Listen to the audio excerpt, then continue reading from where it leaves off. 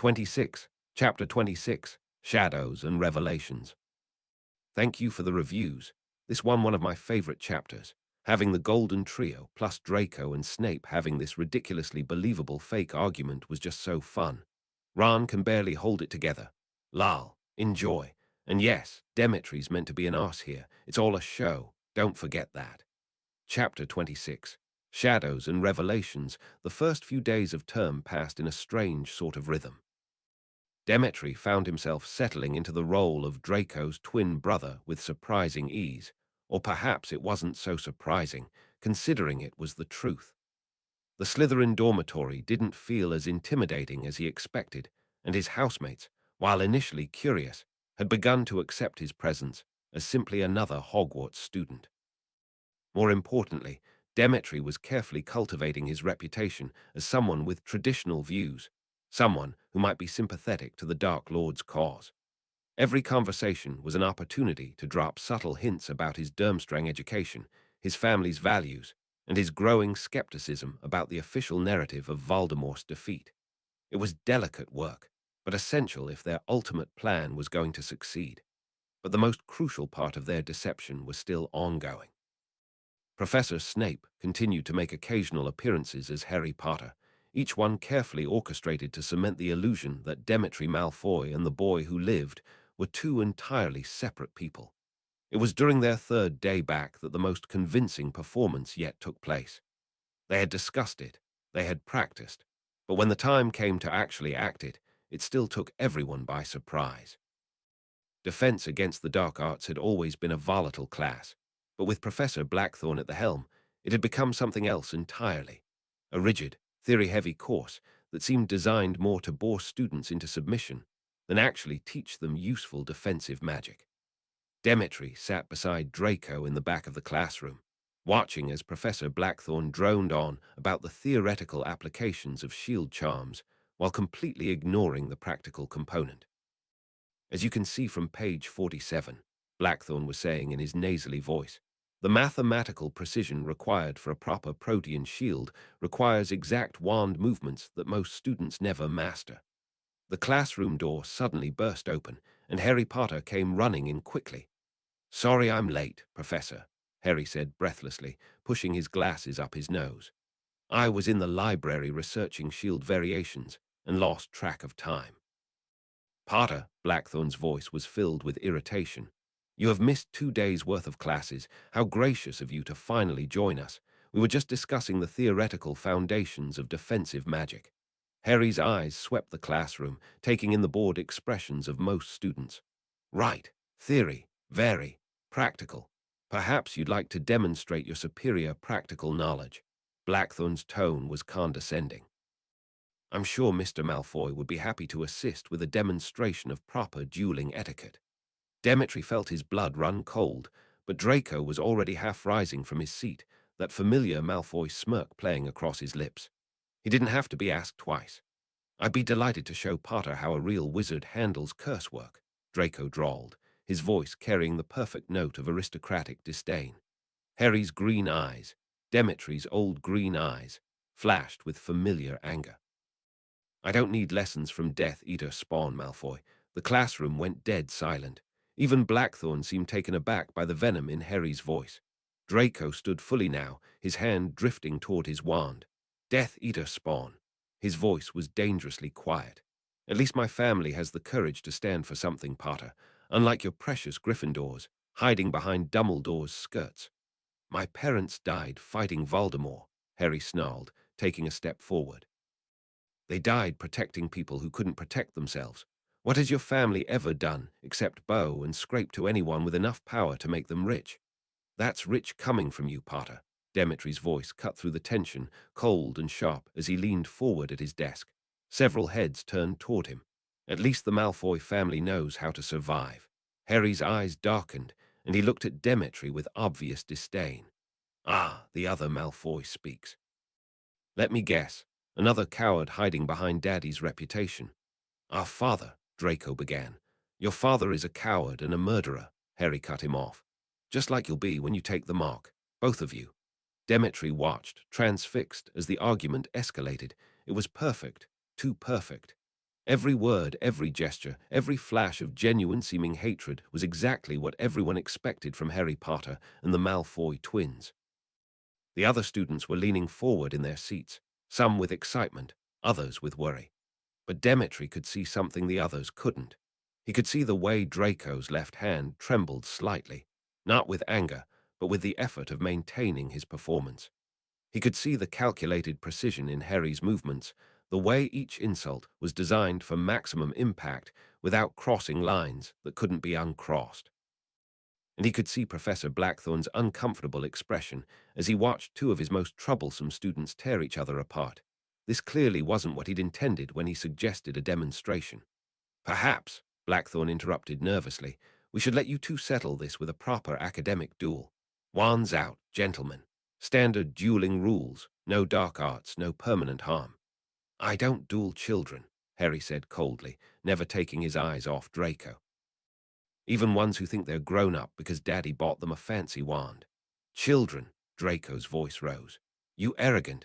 At least Draco earned his reputation through skill, not by being the poster boy for martyred parents, Demetri called out from his seat, his voice carrying the perfect Malfoy sneer. Some of us don't need a scar and a sob story to be noticed. The classroom buzzed with murmurs at the bold insult. Harry's face flushed with anger. How dare you? Hermione stood up, her chair scraping loudly against the floor. Harry earned everything he has through bravery and sacrifice. Sit down. Granger Draco told me about how you are, Demetri said coldly, not even looking at her.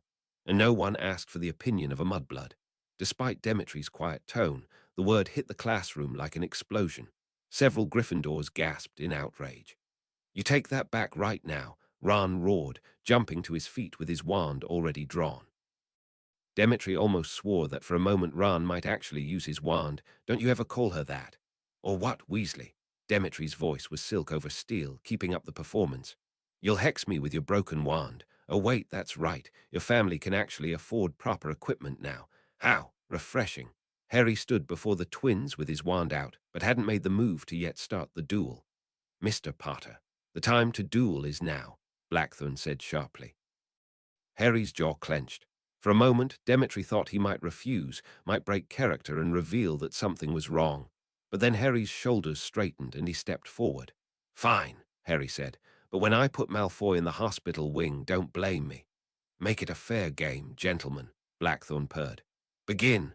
What followed was the most convincing fake duel Demetri had ever witnessed. Harry and Draco circled each other like predators, firing curses and hexes with what appeared to be genuine murderous intent. Harry's spells were powerful but defensive, shields and disarming charms mixed with the occasional stinging hex. Draco's were more aggressive, favoring curses that would cause pain or humiliation. Is that all you've got, Potter? Draco taunted as he deflected a disarming charm. I've seen first years with better form. Show him what real pureblood training looks like, Draco.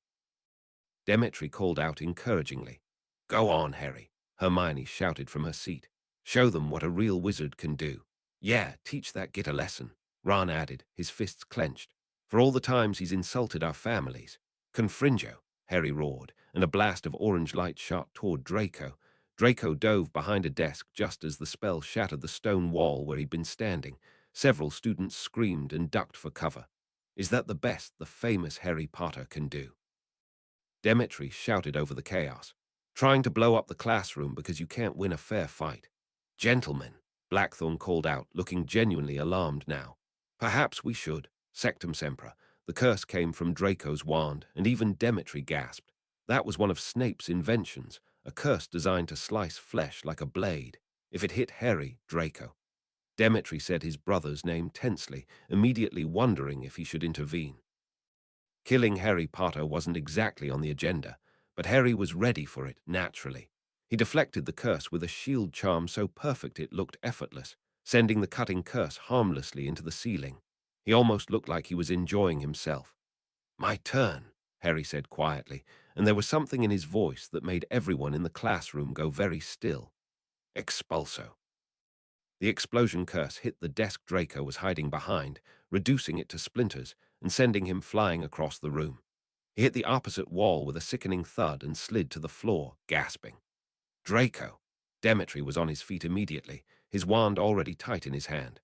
For a moment, the only sound in the classroom was Draco's labored breathing and the tension between the opposing sides. "I win," Harry said simply, lowering his wand but keeping his cold gaze fixed on both twins. Blackthorn was looking distinctly uncomfortable now. "Well, that was certainly educational. Class dismissed. Please read chapters 2 through 4 for next time." Draco was slowly trying to pull himself to his feet, one hand pressed against his ribs. His face was pale, but his eyes were blazing with what looked like genuine fury. Demetri hurried over quickly, leaning down and grasped Draco's hand, pulling him up the rest of the way, and faced the golden trio with sharp, silver eyes. It was a powerful scene in the classroom, the Malfoy twins side by side. "This isn't over, Potter," Draco gasped, his voice raspy. "Yes, it is," Harry said, gathering his books. "It's been over since the day your precious Dark Lord murdered my parents. You're just too stupid to realize it." "At least our parents weren't naive enough to get themselves killed," Demetri shot back, his voice dripping with venom as he supported his brother. Harry's face darkened dangerously, but before he could respond, Ron stepped forward. "Don't you dare talk about Harry's parents like that." Ron's voice was shaking with rage. "They died protecting innocent people from monsters like your family. The only monsters here are blood traitors and mudbloods who don't know their place," Demetri replied coolly, his silver eyes flashing. "That's enough." Hermione's voice cracked slightly, and Demetri could see the real hurt in her eyes despite knowing it was all an act. "Come on, Harry, let's get out of here before these people say anything else disgusting." Harry said nothing more as the three Gryffindors left the classroom together, Ron still muttering angrily about Malfoy scum, while Hermione appeared to be comforting a still silent Harry.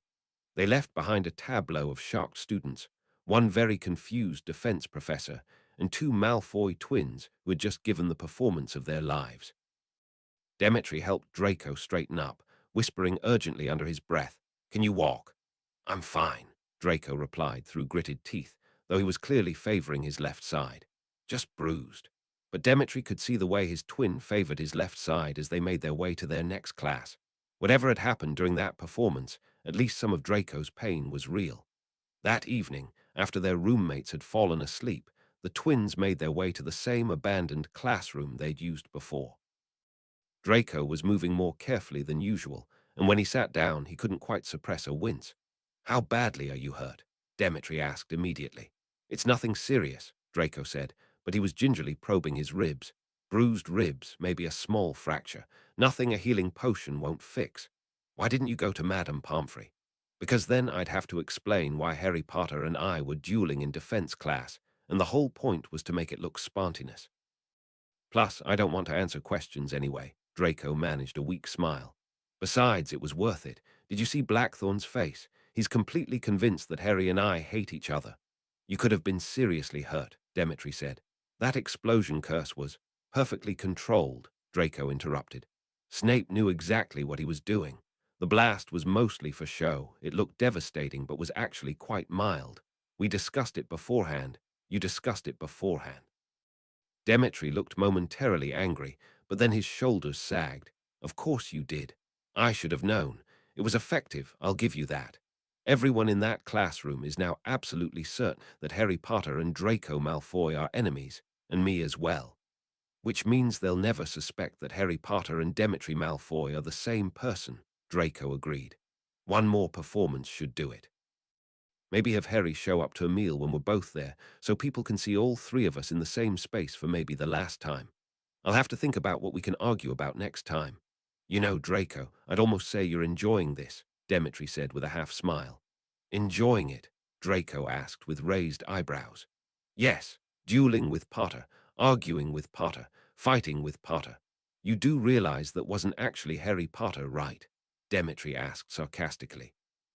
"I could duel with you any time," Draco responded quickly, defending himself. "We could duel right now." Demetri rolled his eyes and snorted slightly and then decided to change the subject. "Anyway, speaking of Snape, we should probably check on him, see how he's holding up."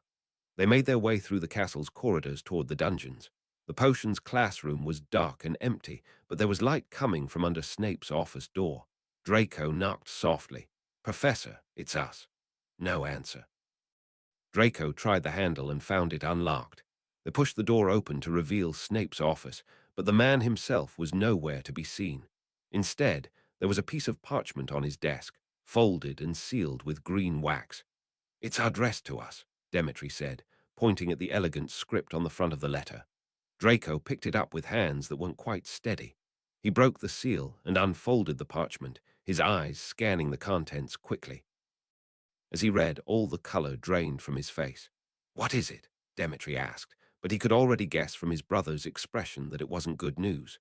Draco's hands were trembling now as he handed over the letter. "Read it." Demetri took the parchment and read, "D&D, by the time you read this, I will have answered a summons that I cannot ignore. I have been called to duty, and I do not know when I will return, or if I will return. The performance we discussed will have to end here. It has served its purpose well enough, and any additional risks are no longer justified. Be careful, trust no one, watch each other's backs, the game has changed."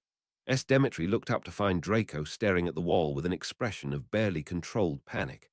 "Draco," he said carefully. "Called to duty, does that mean—" Draco was quiet for so long that Demetri thought he might not answer. When he finally spoke, his voice was barely above a whisper. "The Dark Mark," he said. "Voldemort has summoned him." The words hit Demetri like a shock wave. "You mean—" "I mean the Dark Lord has called his Death Eaters to him," Draco said, his voice hollow. "Including Snape and maybe Father, and if Voldemort is calling meetings—" "Someone told him," Demetri finished. "Someone told him about us. We may only need one more performance," Draco said quietly, "with Voldemort himself." Demetri took a deep breath. He had prepared for this. He knew it was coming. He didn't expect it to come so soon, but he was tired of playing, tired of pretending. "Game on," he whispered quietly to Draco. His hand tightened around his wand, and his silver eyes ablaze. They stared at each other in the dim light of Snape's office, both understanding the implications. Their secret was out. Voldemort knew about the twins. The game had now officially changed. Next chapter, the twins have a heart-to-heart, talk to Dumbledore, and work on bringing their allies up to date. 27. Chapter 27. Meetings of Importance. Chapter 26.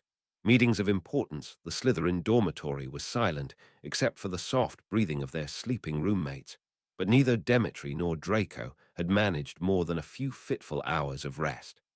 Yesterday's bold declaration of "game on" felt like a distant memory now, replaced by the cold reality of what they had committed to doing. They'd been lying in their beds, staring at the ceiling, both acutely aware that the other was awake, but neither wanting to be the first to admit that their earlier confidence had given way to something more sobering. Finally, as the first hints of dawn began to filter through the lake water outside their windows, Demetri sat up and looked over at his brother's bed. Draco was already sitting on the edge of his mattress, his head in his hands.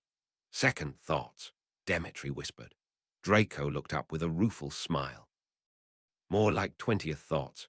They slipped out of the dormitory and made their way through the empty corridors, their footsteps echoing softly in the pre-dawn quiet. The castle felt different at this hour, expectant, as if it too sensed that momentous change was coming. The room of requirement provided them with a simple, comfortable space, just 2 armchairs by a fireplace, warm and private.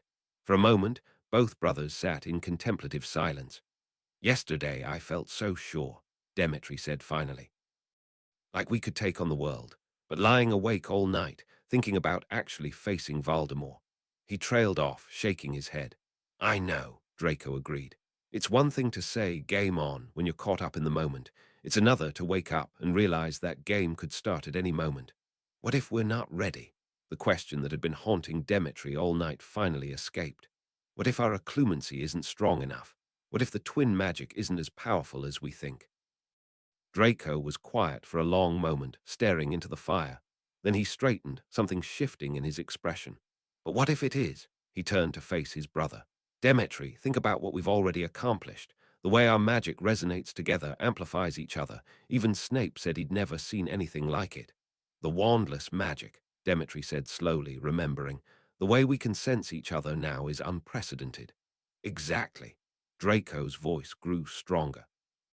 "And it's growing stronger every day. The last few days weren't just bravado. We felt it, didn't we? That surge of power when we decided to stop hiding." Demetri felt that familiar warmth bloom in his chest, the sensation that meant his brother's magic was reaching out to his own. We did. It was like we were finally operating at full capacity. Because we were, Draco said firmly. All these years, Harry Potter was holding back, trying to be normal, trying to fit in. But you're not just Harry Potter anymore, you're Demetri Malfoy, and together we're something Voldemort has never encountered. Twin magic, Demetri breathed, feeling his earlier doubts begin to dissolve. He won't know how to counter it because he's never seen it before. More than that, Draco continued, leaning forward with growing excitement. He can't understand it. Voldemort's power comes from fear, from isolation, from making people feel alone and helpless. But we're never alone. We're stronger together than we could ever be apart. Demetri stood up abruptly, pacing to the window as energy coursed through him. That's it, isn't it? That's why it has to be us, has to be this way. Every other approach, the Order's direct confrontation, Dumbledore's complex schemes, they're all playing by Voldemort's rules, fighting him with conventional magic and strategy. But we're not conventional, Draco said, standing as well. We're an anomaly. Two individuals whose magic amplifies and strengthens when we cast together. He'll never see this coming, Demetri realized, his voice gaining strength. Any of it. And even better, because for once I won't have to be alone, you'll be right there with me. Our combined power, our synchronized casting, he's never faced anything like it. And when the moment comes, Draco said, his eyes bright with renewed determination, when he realizes he's not facing one wizard but two working in perfect synchronization. Game over, they said in unison, then looked at each other and grinned. The morning light streaming through the window seemed brighter now, full of possibility rather than foreboding. The doubts were still there, they would always be there, but underneath them was something unshakable, absolute faith in each other and in the magic that bound them together. We need to talk to Dumbledore, Demetri said, but his tone was different now, not seeking permission, but preparing to take command. Not to ask if we can do this, but to coordinate with the Order so we can do this right. Time to show them what twin magic can really accomplish, Draco agreed. Later that morning, the twins found themselves standing near the gargoyle that guarded Dumbledore's office at 7:30, both looking considerably more nervous than they cared to admit. The password, Fizzing Whizbees, gained them entry, and they climbed the spiral staircase with heavy steps. Dumbledore looked up from his desk as they entered, his blue eyes twinkling with what might have been amusement behind his half-moon spectacles. He was already dressed for the day, suggesting he'd been awake for some time. Well, he said mildly, setting down his quill, to what do I owe the pleasure of such an early morning visit from the Malfoy twins? We need to discuss our plan in more detail, Demetri said without preamble, settling into one of the chairs opposite Dumbledore's desk. Specifically, we need to know what kind of support we can expect from the Order. Draco took the chair beside his brother, his posture tense. With Snape summoned and Father soon to follow, we need to know that everyone is truly ready. The Order members who will need to act surprised, betrayed, angry when it happens, can they sell the deception as convincingly as we can? Dumbledore leaned back in his chair, studying them both carefully. The Order understands their roles in this elaborate piece of theater, yes. They've been preparing for this moment. We're asking you to help us end this war, Demetri corrected firmly. Whatever it takes. Demetri hesitated, then pressed on with the question that had been bothering him. How many people know the truth about who I really am? Dumbledore's expression grew thoughtful. The Order knows, he said simply. And the key faculty members, McGonagall, Flitwick, Pomfrey, and yes, Snape knew from the beginning. I believed it was necessary to bring them into our confidence early on. They wouldn't have believed that the Malfoys had suddenly decided to be good and wanted to kill Voldemort out of the kindness of their hearts. But they could accept that Harry Potter, now Demetri Malfoy, would be willing to risk everything to end this war. The revelation made Demetri's stomach clench with nervousness. That makes me nervous, he said honestly. The more people who know, the greater the risk, Dumbledore agreed, but also the greater the potential for success. The faculty has been preparing for what comes after. They're ready to vouch for you and your family when the truth is revealed. To support the Malfoys publicly when people learn that you've been on the light side all along. Draco leaned forward, his expression serious. People won't want to believe it at first. that our family turned against Voldemort, that we've been helping Harry Potter. Precisely, Dumbledore said, which is why having respected voices, order members, beloved teachers, ready to speak on your behalf will be crucial. When the wizarding world learns that Harry Potter has been living as Demetri Malfoy, and that the Malfoy family has been working against Voldemort, there will be shock, disbelief, even anger. Having people they trust confirm the truth will make all the difference. Demetri considered this strategy, then straightened in his chair with sudden resolve. Actually, I've been thinking about the timeline. With Snape summoned and our father soon to follow, I don't want to wait much longer. He met Dumbledore's gaze directly. When we're called to meet with Voldemort, and we will be called soon, I want to finish this. The silence that followed was heavy. Dumbledore's expression grew troubled. My boy, that may not be wise, to rush into such a confrontation without proper preparation. But the order is ready now, though, right? Demetri asked. They know who I am and they're prepared to support this. Yes, Dumbledore confirmed without hesitation. They've known for some time now, and they're fully prepared to support whatever course of action we decide upon, as are the faculty members who matter most. Then we don't need to wait any more, Demetri said firmly. Perhaps we shouldn't be hasty, Dumbledore said carefully. More time to prepare to strengthen your abilities. The time is now, Draco said, leaning forward with conviction, supporting his brother completely. Originally we wanted to wait, but we're done waiting, done hiding. He looked at his brother, then back at Dumbledore. Although Demetri's been the one concealing his secret for all this time, even I have had to hide the truth, that our family is on the light side. I'm ready, and Demetri is ready. Demetri felt a surge of gratitude toward his brother. Every day we wait is another day Snape is at risk. Another day our father might be forced to do something that compromises him. Another day more people die while we perfect our magic in the safety of Hogwarts. What about the other professors? Draco asked. Are there others who should know the truth? The core faculty already knows, Dumbledore replied. As for the rest, we can bring them into our confidence as needed, but I prefer to handle those conversations myself. He looked at both boys seriously. The less you two are seen skulking about the castle having secretive conversations with various people, the safer you'll be. Suspicious behavior now could unravel everything later. Demetri felt a flicker of surprise at the offer. You do that, my boy, Dumbledore said, and there was something softer in his voice than usual. I realize I have given you precious little reason to trust me. The decisions I made regarding your upbringing, your identity, they were made with the best of intentions, but that does not excuse the pain they caused you. The old wizard removed his spectacles and cleaned them slowly, as if gathering his thoughts.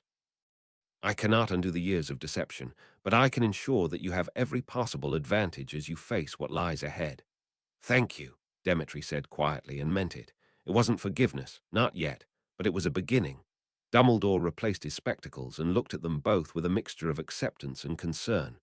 Very well. If you're both certain this is the path you wish to take, then we'll proceed with the accelerated timeline. We are, Demetri said without hesitation. There is something else you should know, Dumbledore continued, his expression growing serious. Twin magic, well practiced, perfectly synchronized twin magic, might even be stronger than my own abilities.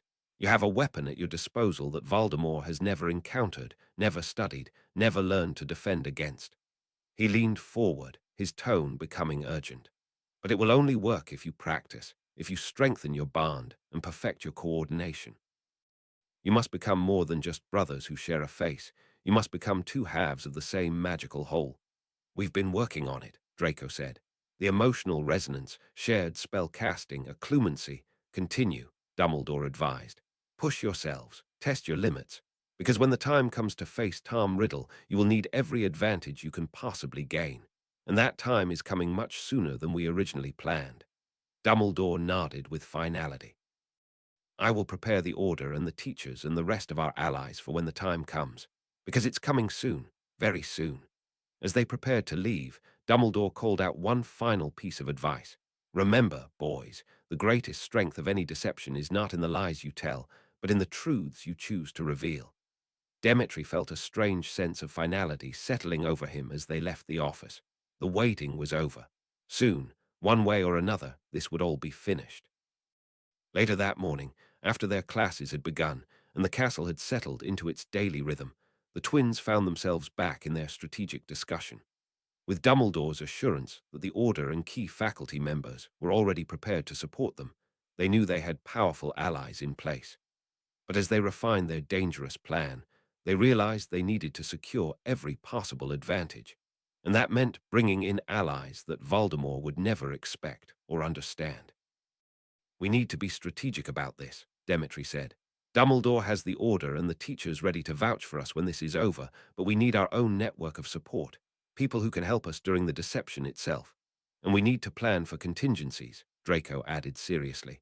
"When something goes wrong, not if, when, we'll need backup that Voldemort would never suspect." "Exactly," Demetri replied. "Something always goes wrong with plans like this. The question is whether we'll have enough support to adapt when it happens." They paused outside the entrance to the Slytherin common room, neither wanting to end the conversation, but both aware that their doormates might overhear. "After everything Dumbledore's done, all the manipulation and lies, can we really trust him not to use this situation for his own purposes?" Demetri asked.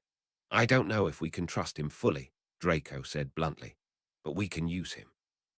Just like he's been using everyone else." Demetri paused, then continued more slowly. "We're thinking about this in terms of wizards and witches as allies, but what about other types of magic users? Voldemort has been underestimating other forms of magic for decades. What if we could get help from someone he'd never suspect?" "Like who?" Draco asked. "House elves," Demetri said suddenly. "Darby." Draco's eyebrows rose, then understanding dawned on his face. "House elf magic is different from wizard magic. They can apparate through anti-apparition wards, become invisible without spells, perform magic without wands. And Voldemort has always dismissed them as inferior," Demetri added. "He'd never expect a house elf to be working actively against him. But can we trust him to actively work against his former family?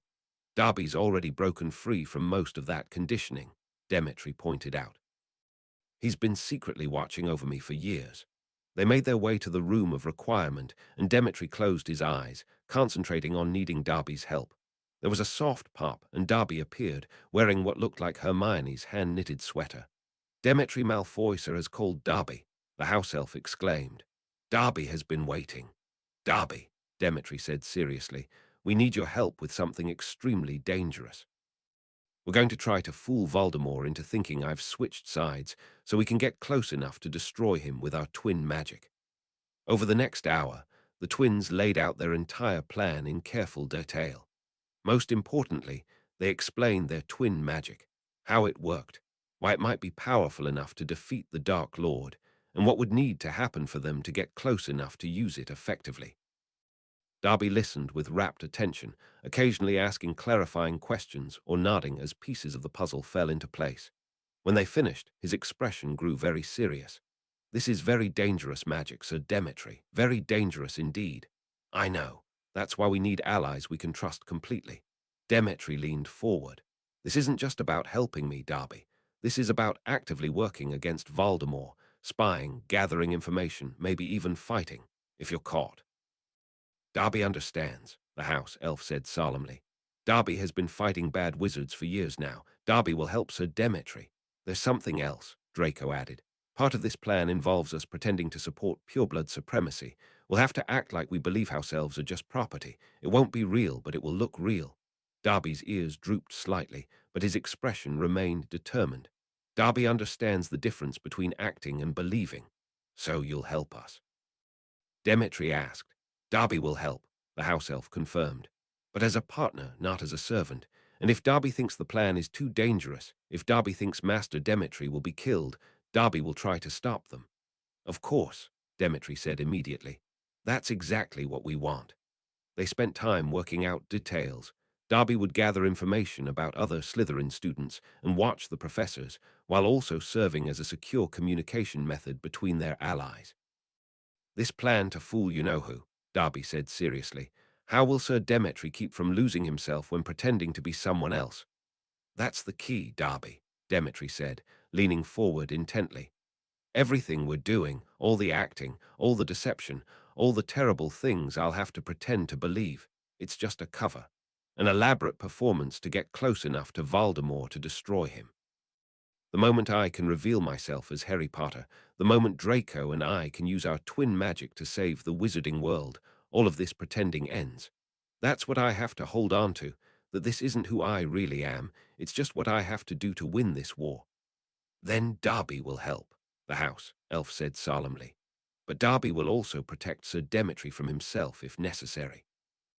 As dawn began to break, Darby disappeared with a soft pop, leaving the twins with established communication protocols and contingency plans. Well, Draco said, having Darby on our side changes everything. His abilities add layers to our plan that Voldemort will never see coming. Darby has never betrayed me, not once, Demetri said. If there's anyone I can trust with my life, it's him. As they finally made their way to bed, both brothers felt something they hadn't felt since this ordeal began. Hope. They had allies now, and that might just be enough to change everything. In the next chapter, we're going to see apologies, last-minute practices, and finally, the summons. 28. Chapter 28, The Summons. Thank you all so much for the reviews. I received a lot from the previous chapter, and I really appreciate it. I think it would be great to get 100 reviews, and I'm getting close. If you are reading, please let me know in the comments. Every review counts. Thank you. Also, I kind of wanted you guys' opinion on something. I'm thinking about pushing for very slight Dramini in some of the one-shots I'm making. I'm wondering how you would feel about Hermione/Draco. So I really feel like keeping it canon with Hermione/Ron is probably going to be endgame. But during the series, she and Ron do have some issues. And Ron, of course, has his issues with the Malfoys. And it's not impossible that she might like other guys too, or even she and Ron take a little break. I do have her sort of flirty with one of Draco's friends later on, nothing serious. But I do sort of feel like even a one-shot of Hermione/Draco could be fun. Even just a one-shot. I like Hermione, and she needs a little Malfoy time too. Even if it's not completely romantic, even a little fluff one-shot could be cute. Okay, rambling. On with the story. Chapter 28. The summons, the room of requirement, had become their sanctuary, transforming itself each day into whatever they needed for their increasingly intensive training sessions. Today, it resembled a combination of dueling chamber and battlefield, complete with moving targets, defensive barriers that shifted and adapted, and spell-resistant practice dummies that could actually fight back.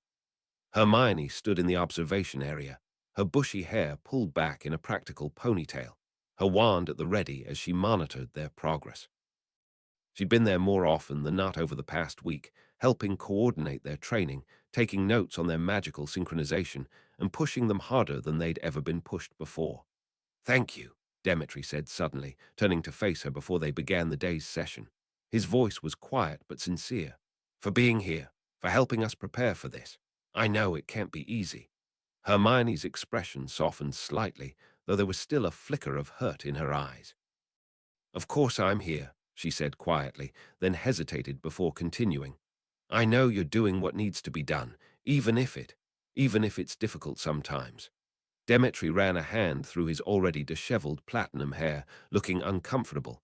I also need to apologize for that terrible word I had to call you during the staged duel. I know it was necessary for our cover, but it's actually why Ron decided not to come today, Hermione interrupted, her voice carefully neutral. He's still upset about what happened, about how convincing you both were. Draco's head snapped up from where he'd been adjusting his wand grip, irritation flashing across his features.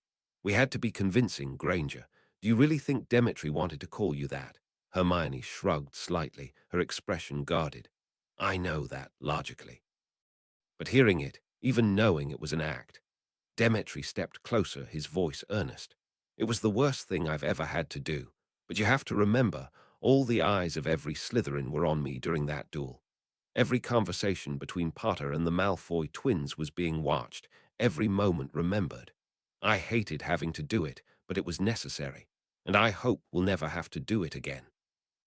I hate having to be a good actor, Draco added with his characteristic arrogance, though there was something almost apologetic in his tone, as close to a real apology as Draco Malfoy was likely to offer. Hermione was quiet for a moment, then nodded slowly. I accept the apology, both of your apologies, and Ron, he'll come around. Eventually, though I have to warn you, he almost hexed you after you called me that word. I barely stopped him. Understandable, Demetri said with a grimace. I would have done the same thing in his position. Hermione raised her wand slightly, indicating the training dummies arranged throughout the room. Well, if we're going to defeat who, we need to get to work. Demetri gave a small nod, his expression growing serious as the weight of their mission settled over him once again. Both twins had long since discarded their robes, leaving them crumpled in a heap near the wall. Draco still maintained some semblance of his usual impeccable style. His white button-up shirt was open at the collar and rolled up to his elbows, his black trousers and polished dress shoes somehow still looking relatively pristine despite the intensive training. But even he couldn't maintain perfect composure. His usually perfectly styled platinum hair was ruffled with sweat and falling forward into his eyes as he moved. Demetri looked more casually disheveled in his black t-shirt and black pants, his leather dress shoes scuffed from the constant movement and dodging. His platinum hair was more thoroughly messed than his brother's, longer and wilder, sticking up at odd angles in a way that would have been instantly recognizable to anyone who had known Harry Potter. He'd never bothered trying to tame it the way Draco did with his. It was just perpetually disheveled, as if he'd given up the fight entirely. Both were wiping sweat from their faces as they stood back to back in the center of the room, their wands raised against a dozen animated training constructs that circled them like predators. They'd been at this for 3 hours already, and their clothes clung to them with perspiration from near misses with cutting hexes. Ready, Draco murmured, his breathing labored but steady. Always, Demetri replied, and they moved as one. Their magic had evolved beyond anything either had thought possible. Where once their twin bond had been a curiosity, something that let them share emotions and occasionally thoughts, it had become something far more profound. Their spells didn't just complement each other, they fused, creating effects that were exponentially more powerful than the sum of their parts. Protego Maxima, they cast in perfect unison, and the shield that erupted around them wasn't just strong. It was alive, shifting and adapting to counter each attack before it could strike. The practice construct's hexes didn't just bounce off. They were absorbed and redirected with surgical precision. Expulso Gemini, the explosion curse they developed together, tore through the air in twin spirals of destruction, each bolt seeking a different target. Where they struck, the practice dummies didn't just fall. They disintegrated entirely, their magical cores overwhelmed by the synchronized assault. In seconds, the chamber was silent, except for the sound of their breathing. Again, came Hermione's voice from the observation area, sharp and demanding. She was taking notes, her quill scratching furiously across parchment. Again, Draco panted, looking incredulous. Granger, we just destroyed 12 advanced training constructs in under 30 seconds. Not good enough, she said curtly, already conjuring new practice dummies. These ones were larger, more aggressive-looking. For the next 2 hours, Hermione pushed them relentlessly. Every time they thought they'd mastered a technique, she demanded they do it faster, more precisely, with less energy expenditure. She conjured increasingly difficult scenarios, multiple opponents, environmental hazards, situations that required them to protect imaginary bystanders while fighting. By the time she finally called a halt, both twins were utterly exhausted, slumped against the wall, and barely able to hold their wands. Your synchronization is nearly perfect now, Hermione said, but her tone was still unsatisfied. The way you're channeling magic through each other is unprecedented. Then what's the problem, Granger? Draco asked, irritation clear in his voice. We're exhausted. We've been at this for hours. What more do you want from us? You just need more practice, Hermione said quickly, not meeting their eyes. More preparation, more practice. Demetri interrupted, pushing himself off the wall despite his exhaustion. Hermione, we're performing magic that's never been documented. We're synchronized to the point where we can almost feel each other's power when casting. What exactly are we practicing for that we haven't already mastered? You haven't mastered everything, she insisted, her voice growing sharper. There are still scenarios we haven't covered, still techniques you could improve. Granger, Draco cut in, his patience clearly at an end. Stop, just stop. We're not idiots, and we're not children. Tell us what's really going on. Hermione's composure cracked then, her hands clenching into fists at her sides. What's wrong is that it shouldn't be up to a couple of 16-year-olds to defeat the most powerful dark wizard in a century. Her voice rose with each word, raw emotion bleeding through her usual control. The room fell silent. Demetri and Draco exchanged glances, both too tired and surprised to know how to respond to her outburst. Hermione took a shaky breath, seeming to realize she'd revealed more than she intended. I know that you're capable, she continued, her voice quieter but still strained. I've never seen magic this strong. Ever. I believe that you have a chance, a perfect chance. Demetri studied her face, noting the tension around her eyes, the way she was still avoiding his gaze despite her reassurance. Then what's the problem? He asked quietly. If you know we're capable. Her eyes suddenly grew damp and she looked embarrassed by her own emotion. I'm afraid, she whispered.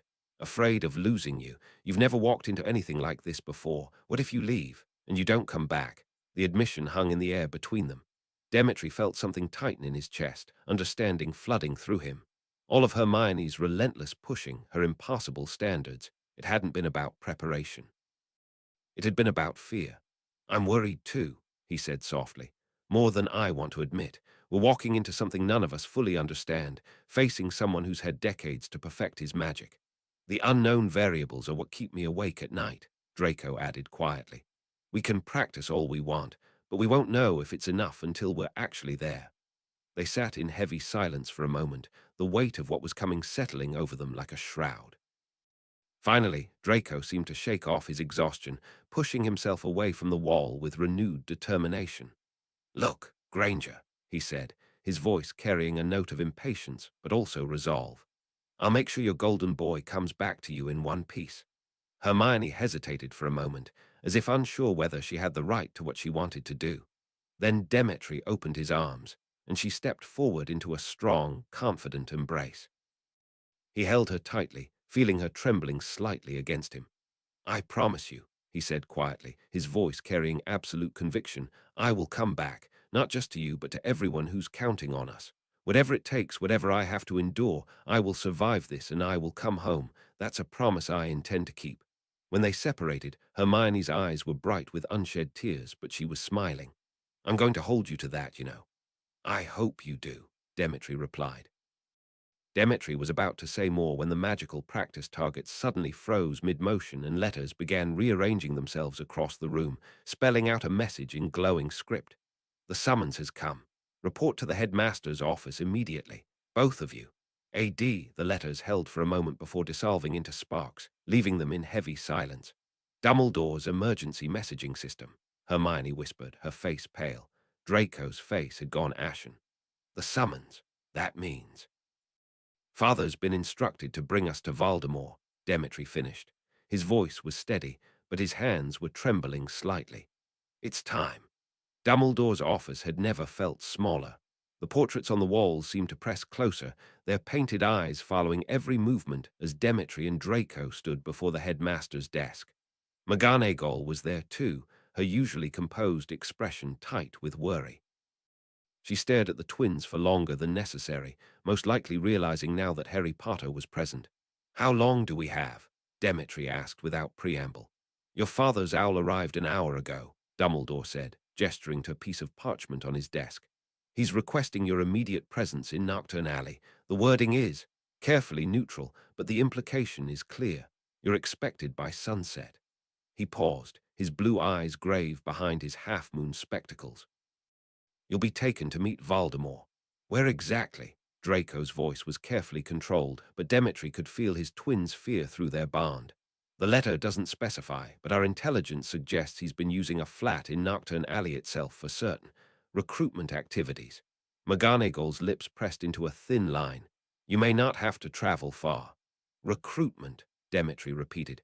You mean marking ceremonies? Dumbledore nodded gravely. It's likely that Voldemort will want to bind you to his service permanently. The dark mark is not just a symbol, it's a leash. Once you bear it, he can summon you at will, cause you pain, even track your location. But it might not work the same way on us, Draco said, though he sounded like he was trying to convince himself as much as anyone else. Our twin bond might interfere with the mark's connection to him. Might. McGonagall emphasized. We don't actually know what will happen when dark magic of that magnitude encounters your unique magical signature. You could be unaffected, partially affected, or the interaction could be catastrophic. Catastrophic how? Demetri asked. The mark could kill you, Dumbledore said bluntly. Or it could sever your twin bond permanently, or it could bind you both so completely to Voldemort that you lose yourselves entirely. Do whatever you can to avoid getting marked. It is a last resort only if you cannot find an inn before that moment. The weight of what they were risking settled over them like a suffocating blanket, but there was no backing down now. Too much depended on their success. What about backup? Draco asked. If something goes wrong, the Order will be positioned as close as we dare, McGonagall assured them. But we can't get too near without risking exposure, especially in Nocturne Alley. You'll be largely on your own until you can create an opening for us. A flue would be sufficient. Dumbledore's expression grew thoughtful. Though I should mention that your father and Professor Snape have been cultivating certain alliances within some of the old pureblood families. Families with children at Hogwarts whose safety we must protect by keeping their parents' true loyalties secret. You mean some Death Eaters are actually on our side? Draco asked, surprised.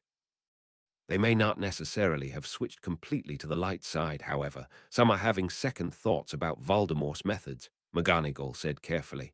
Your father has been very persuasive in private conversations, but this information cannot leave this room.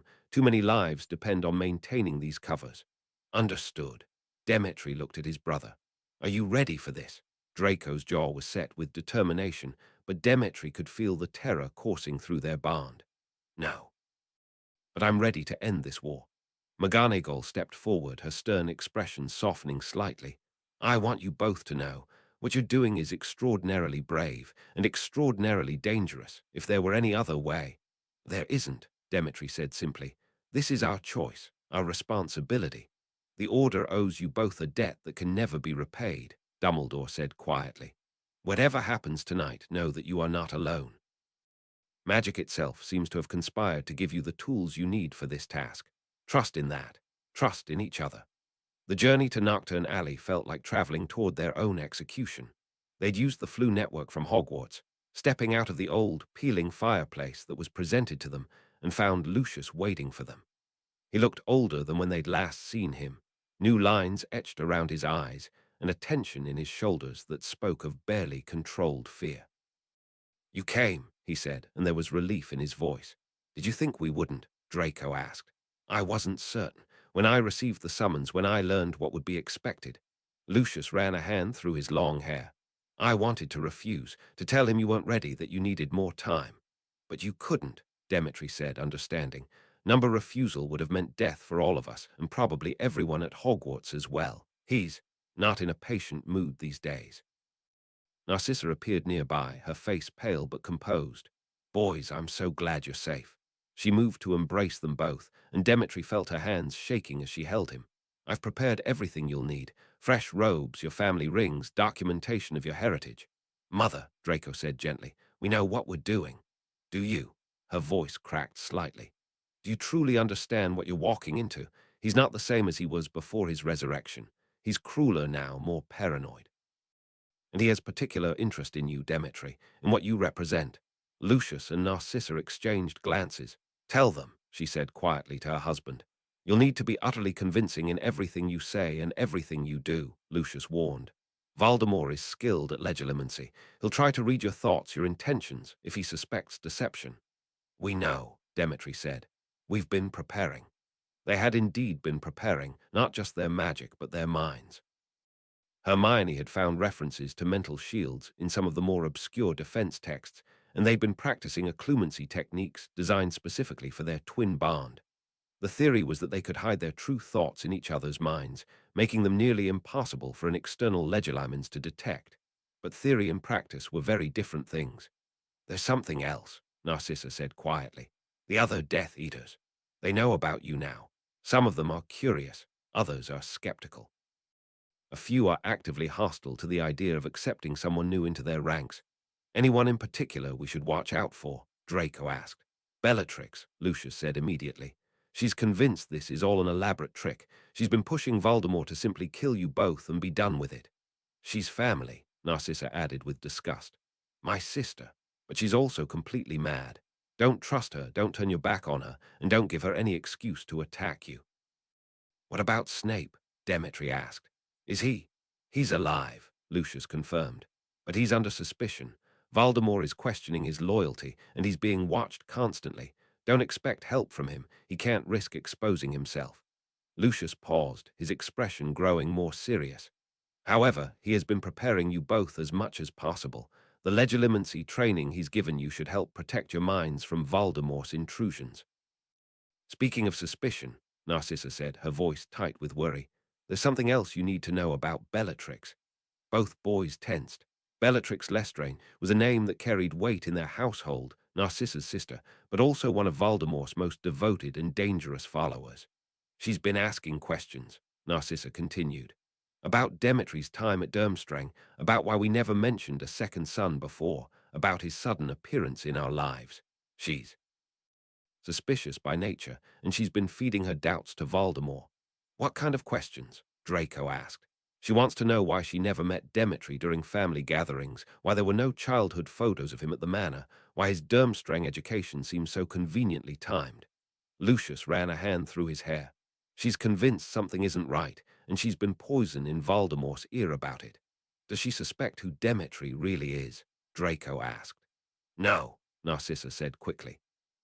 Thank Merlin, Number Voldemort still believes Demetri's been at Durmstrang this entire time, being properly educated in the dark arts and pureblood ideology. He has no idea who he was before, but Bellatrix senses betrayal somewhere, and she's determined to root it out. She already killed Sirius, Demetri agreed quietly. She won't hesitate to kill us if she thinks we're lying. The sound of heavy footsteps in the hallway made them all freeze. Lucius moved to the window, peering through the curtains at the darkening sky. It's time, he said, his voice heavy with dread. The sun is setting, and we cannot keep him waiting.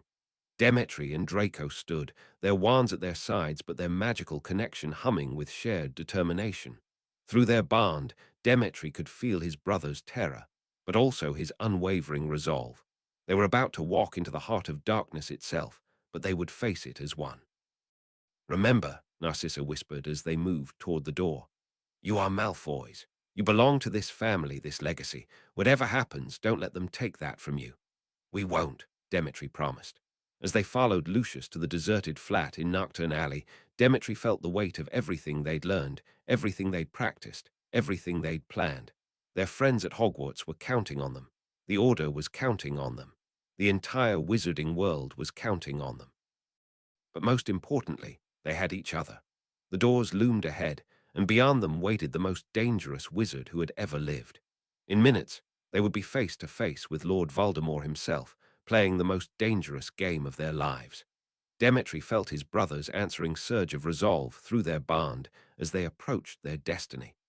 Next chapter, a long chapter with the epic scene you've all been waiting for.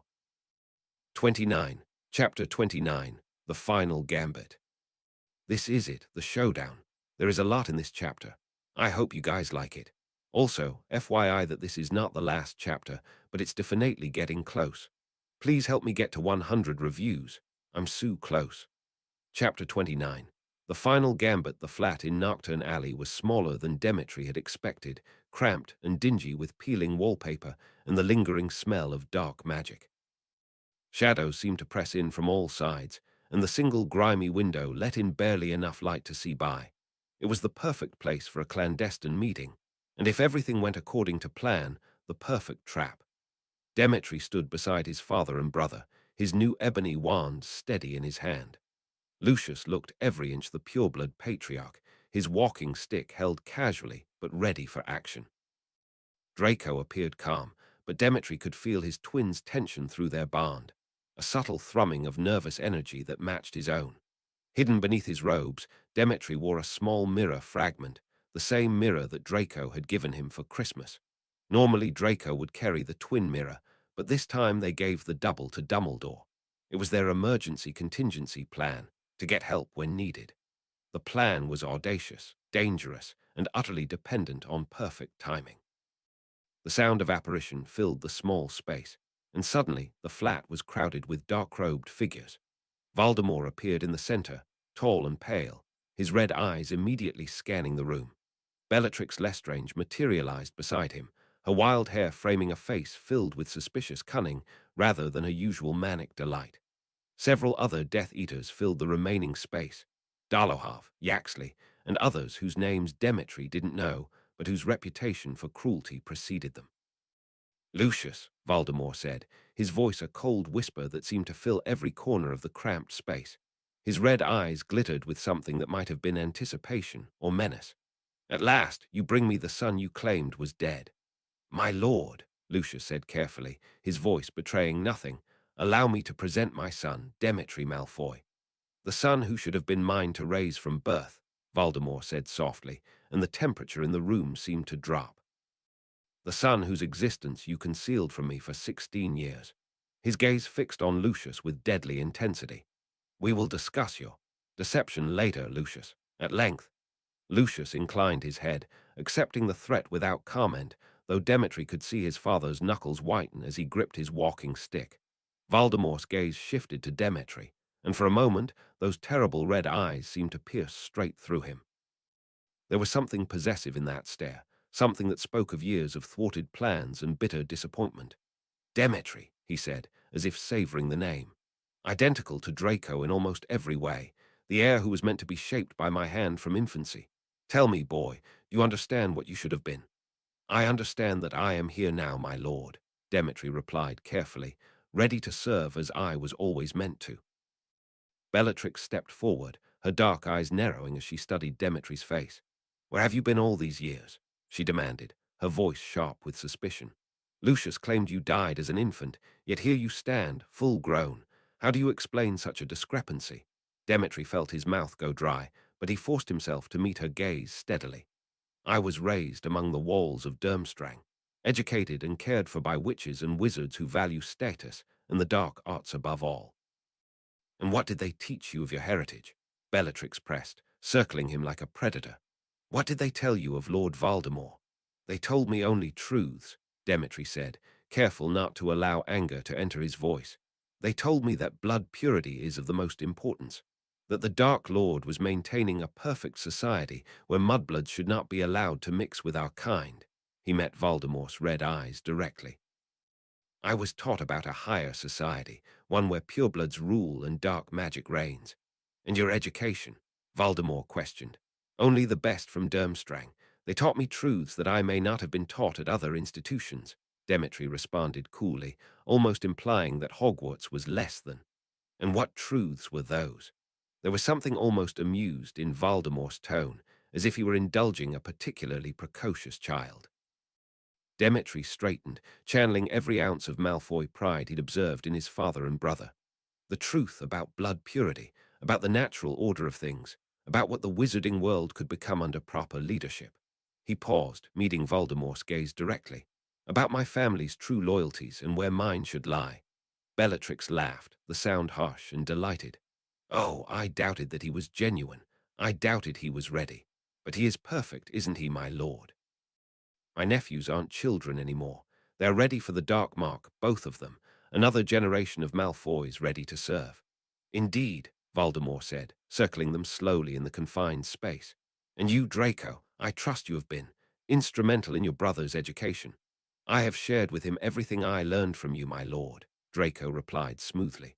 About power, about the weakness of those who cling to outdated notions of equality. He was eager to learn. Eager to serve, Demetri added, and the words tasted like ash in his mouth. Voldemort nodded approvingly. Excellent. The Malfoy family has always been useful to me. 2 sons instead of 1 merely doubles that usefulness. He moved closer to the twins, studying them with the intensity of a predator examining potential prey. Tell me, boys, what do you know of your family's history with me? We know that our family has served you loyally, Draco said carefully. We know that you represent the future of our world, Demetri added, forcing conviction into his voice. And we know, Draco continued, that together we can be far more valuable to your cause than we ever could be apart. Together, Voldemort's eyes sharpened with interest. You speak as if there is something special about your partnership. Demetri and Draco exchanged a carefully planned look, one that suggested secret knowledge while revealing nothing important. "We are twins, my lord," Demetri said simply. "We have found that our magic works well in harmony." "Harmony, that is quite interesting. So tell me, Demetri," Voldemort continued, his voice silky with menace, "what is your position on muggles, on those lesser beings who pollute our world with their very existence?" "They are beneath us," Demetri replied without hesitation. "They are a cancer that weakens the wizarding world. They should be eliminated or enslaved, as you see fit, my lord." The words felt like poison on his tongue, but they had the desired effect. Voldemort's smile was coldly approving. "And what of blood traitors, of those who would protect muggles, who would elevate the impure above their betters? They deserve whatever fate you choose for them," Demetri said, his voice growing stronger. "They have betrayed everything sacred about our heritage. They deserve no mercy." "Excellent," Voldemort hissed. "And yet—" He stepped closer, close enough that Demetri could smell the scent of decay that seemed to cling to him.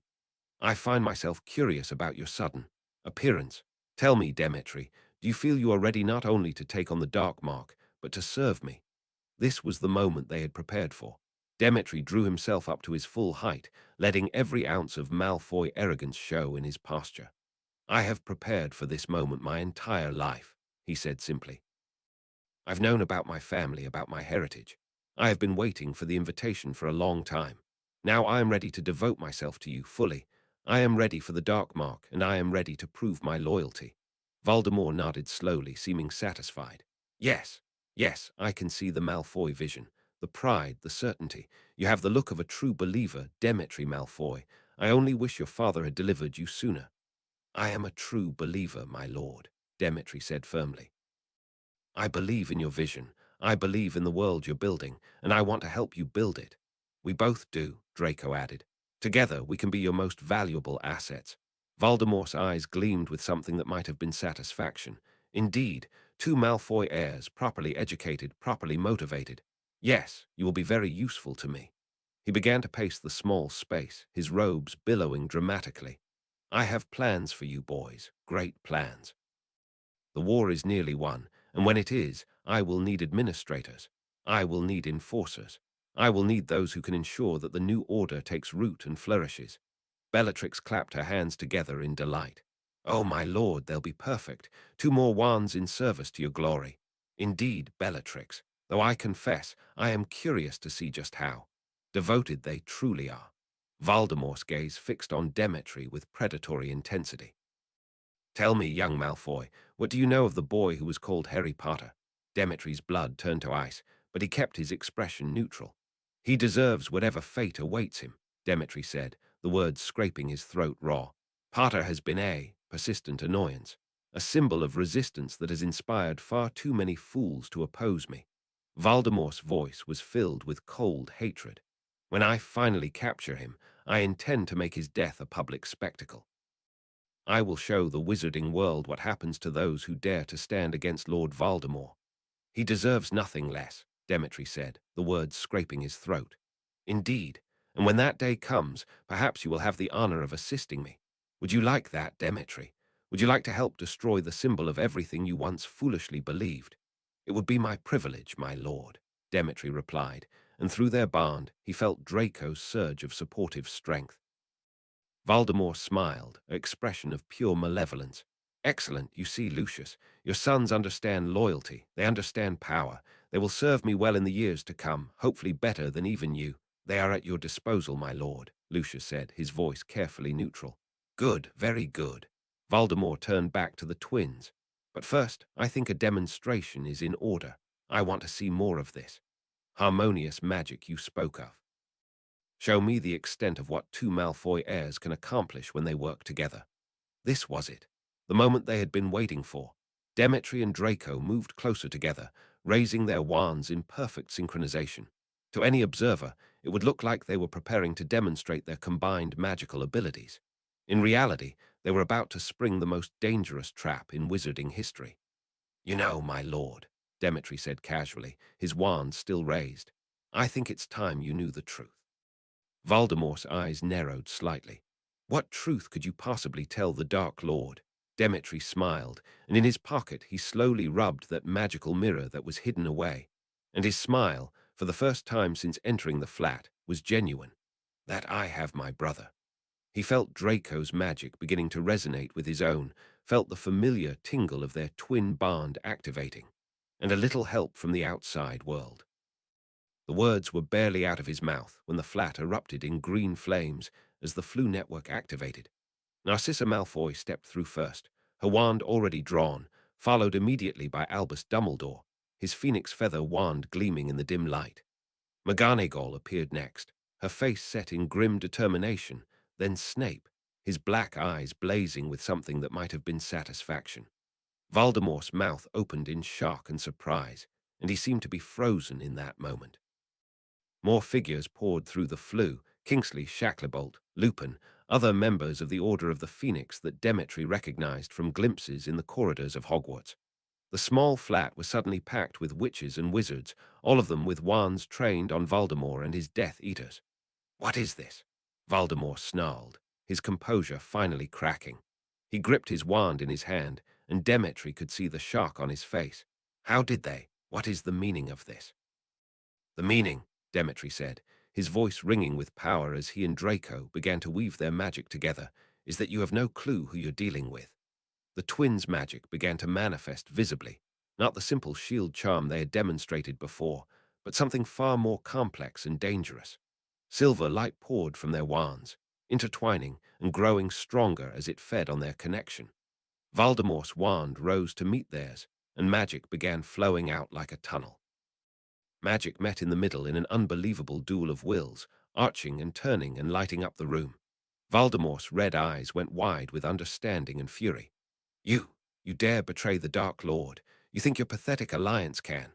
"You're right," Draco interrupted, his voice calm despite the incredible magical energies beginning to swirl around them. "We couldn't defeat you with any normal alliance." "But we're not normal," Demetri continued, the silver light growing brighter and more intense. "We're something you never expected, something you couldn't have prepared for." The battle around them raged with deadly intensity. Spells flew across the cramped space, jets of red and green light, shields shimmering into existence, the sound of battle magic filling the air. Bellatrix screamed in rage and launched herself toward Narcissa, her wand spitting curses. "Traitors, you're all traitors." "Bella, no," Narcissa cried, deflecting her sister's curse with a shield charm. Kingsley Shacklebolt had engaged Dolohov in fierce combat, their spells creating explosions of light and sound. "For the Order," Kingsley roared, pressing his attack. Just as the battle seemed to reach its peak, another series of sharp pops echoed through the cramped flat. But these weren't apparition. These were the distinctive sounds of house elf magic.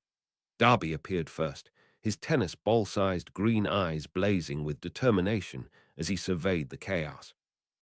Behind him materialized half a dozen other house elves, some Demetri recognized from Hogwarts, others he'd never seen before, all of them standing proud and ready for battle. "Darby," Demetri called out, his heart swelling with gratitude and relief. "Master Demetri," Darby replied, his voice ringing with fierce loyalty. "Darby is keeping his promise. Darby is here to help Demetri Malfoy." Without warning, the house elves raised their hands in unison. Ropes of pure magic, golden and silver threads that seemed to shimmer with their own inner light, shot from their fingertips toward the Death Eaters at the back of the room, who had been preparing to flank the Order members. Yaxley, who had been raising his wand to curse McGonagall from behind, suddenly found himself bound tight with magical restraints that wrapped around him like living serpents. "What? How?" he sputtered, struggling against bonds that only grew tighter with each movement. Two more Death Eaters near the grimy window were similarly ensnared, their wands flying from their hands as the house elf magic neutralized them with efficient precision. The magical bindings weren't just physical, they seemed to drain the fight out of their captives, leaving them docile and defeated. "House elves fight for the light," declared a stern-looking elf with enormous ears, his voice carrying surprising authority. "House elves fight for Master Demetri. We is fighting for freedom," added another, a female elf with kind eyes but fierce determination. "We is fighting for the light side." Dolohov, seeing several of his allies suddenly incapacitated by wandless magic, turned his attention from Kingsley to the house elves with a snarl of rage. Filthy creatures, how dare you? But before he could complete his curse, Darby stepped forward, his small frame radiating power that seemed to fill the entire room. Darby is a free elf, he declared, his voice strong and unwavering. And Darby chooses to fight with Master Demetri. With a gesture that was almost casual in its simplicity, Darby sent Dalahav flying backward into the wall, where he slumped unconscious, his wand clattering uselessly to the floor. McGonagall moved with deadly precision, binding Yaxley with conjured ropes before he could complete his curse. Snape's wand work was a blur of motion, taking down 2 Death Eaters with clinical efficiency. But the confined space worked against everyone. Order members and Death Eaters alike found themselves pressed too close together, spells ricocheting off walls and sealing in dangerous patterns. But Demetri barely noticed the battle raging around them. All of his attention was focused on the magic he and Draco were weaving together, ancient magic, twin magic, something that had never been attempted before. "What are you doing?" Voldemort demanded, and for the first time since Demetri had known of his existence, there was uncertainty in the Dark Lord's voice. "Something that should have been done years ago," Demetri replied, his voice growing stronger as their magic built toward its crescendo. The silver light was becoming blinding now, filling the entire flat with its radiance. Voldemort raised his wand, dark magic already pouring from it in waves, but the twins' combined power seemed to absorb it, to transform it into something else entirely. Voldemort seemed confused, rattled by the events taking place. "Who are you?" Bellatrix shrieked, her voice cutting through the chaos of battle. "Who are you?" Demetri met her wild eyes across the room, his own blazing with silver fire. "I am Demetri Malfoy," he said, his voice carrying over the sound of clashing magic. "But before I was Harry Potter." The revelation rocked the room. Several Death Eaters actually staggered, their concentration broken. Voldemort's face went white with shock and rage. Demetri took that opportune moment to grab Draco's arm, his magic supported by their physical proximity as he leaned down, and grabbed his original wand quickly from a holster on his leg. It was the original Harry Potter wand, the one made uniquely with Harley and a phoenix feather.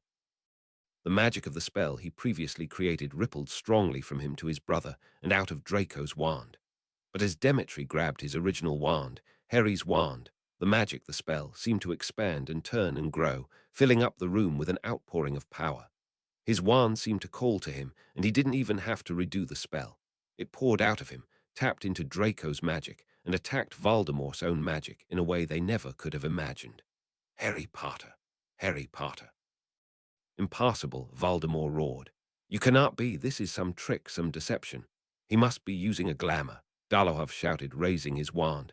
Finite incantatum, the spell struck Demetri, but nothing changed. His appearance remained exactly the same. "Try again," Yaxley snarled. More powerful detection charms. Multiple Death Eaters began casting revealing spells. Some of the spells hit him, but Order members deflected the rest. Yet in any case, there were no glamours to dispel. This was his true face, his real identity. "How are you capable of such power?" Voldemort questioned. "Are you really Harry Potter?" "I am," Demetri said simply, and as he spoke, he felt their magic reach its peak. "And you never saw us coming." The silver light exploded outward, but instead of destroying everything in its path, it seemed to seek out one target specifically. It wrapped around Voldemort like living chains, binding him in place as he screamed in fury and disbelief. "What is this magic?" he demanded, struggling against the silver barns. "What are you doing to me?" "We're taking away what you stole," Draco said, his voice steady despite the incredible strain of maintaining the spell. "We're unraveling what you built on lies and murder." The light began to sink into Voldemort's skin, and where it touched, his appearance began to change. The pale, snake-like features started to shift and blur, revealing something more human underneath. At the same time, his wand began to smoke and crack, the dark magic within it unable to withstand the purifying force of the twins' combined power. "Your magic," Demetri explained, his own voice growing hoarse from the effort, "was never really yours. You stole it, twisted it, forced it into shapes it was never meant to hold. Our bond, our connection, it can unweave those bindings, can return you to what you truly are." "No." Voldemort's scream was inhuman, filled with a rage and terror that seemed to shake the very foundations of the building. "I am Lord Voldemort. I am immortal. I am—" "You're Tom Riddle," Demetri interrupted, his voice cutting through the Dark Lord's protests like a blade. "And you're about to discover what it feels like to be powerless." The battle around them had slowed, both Order members and Death Eaters staring in fascination and horror as their magic worked.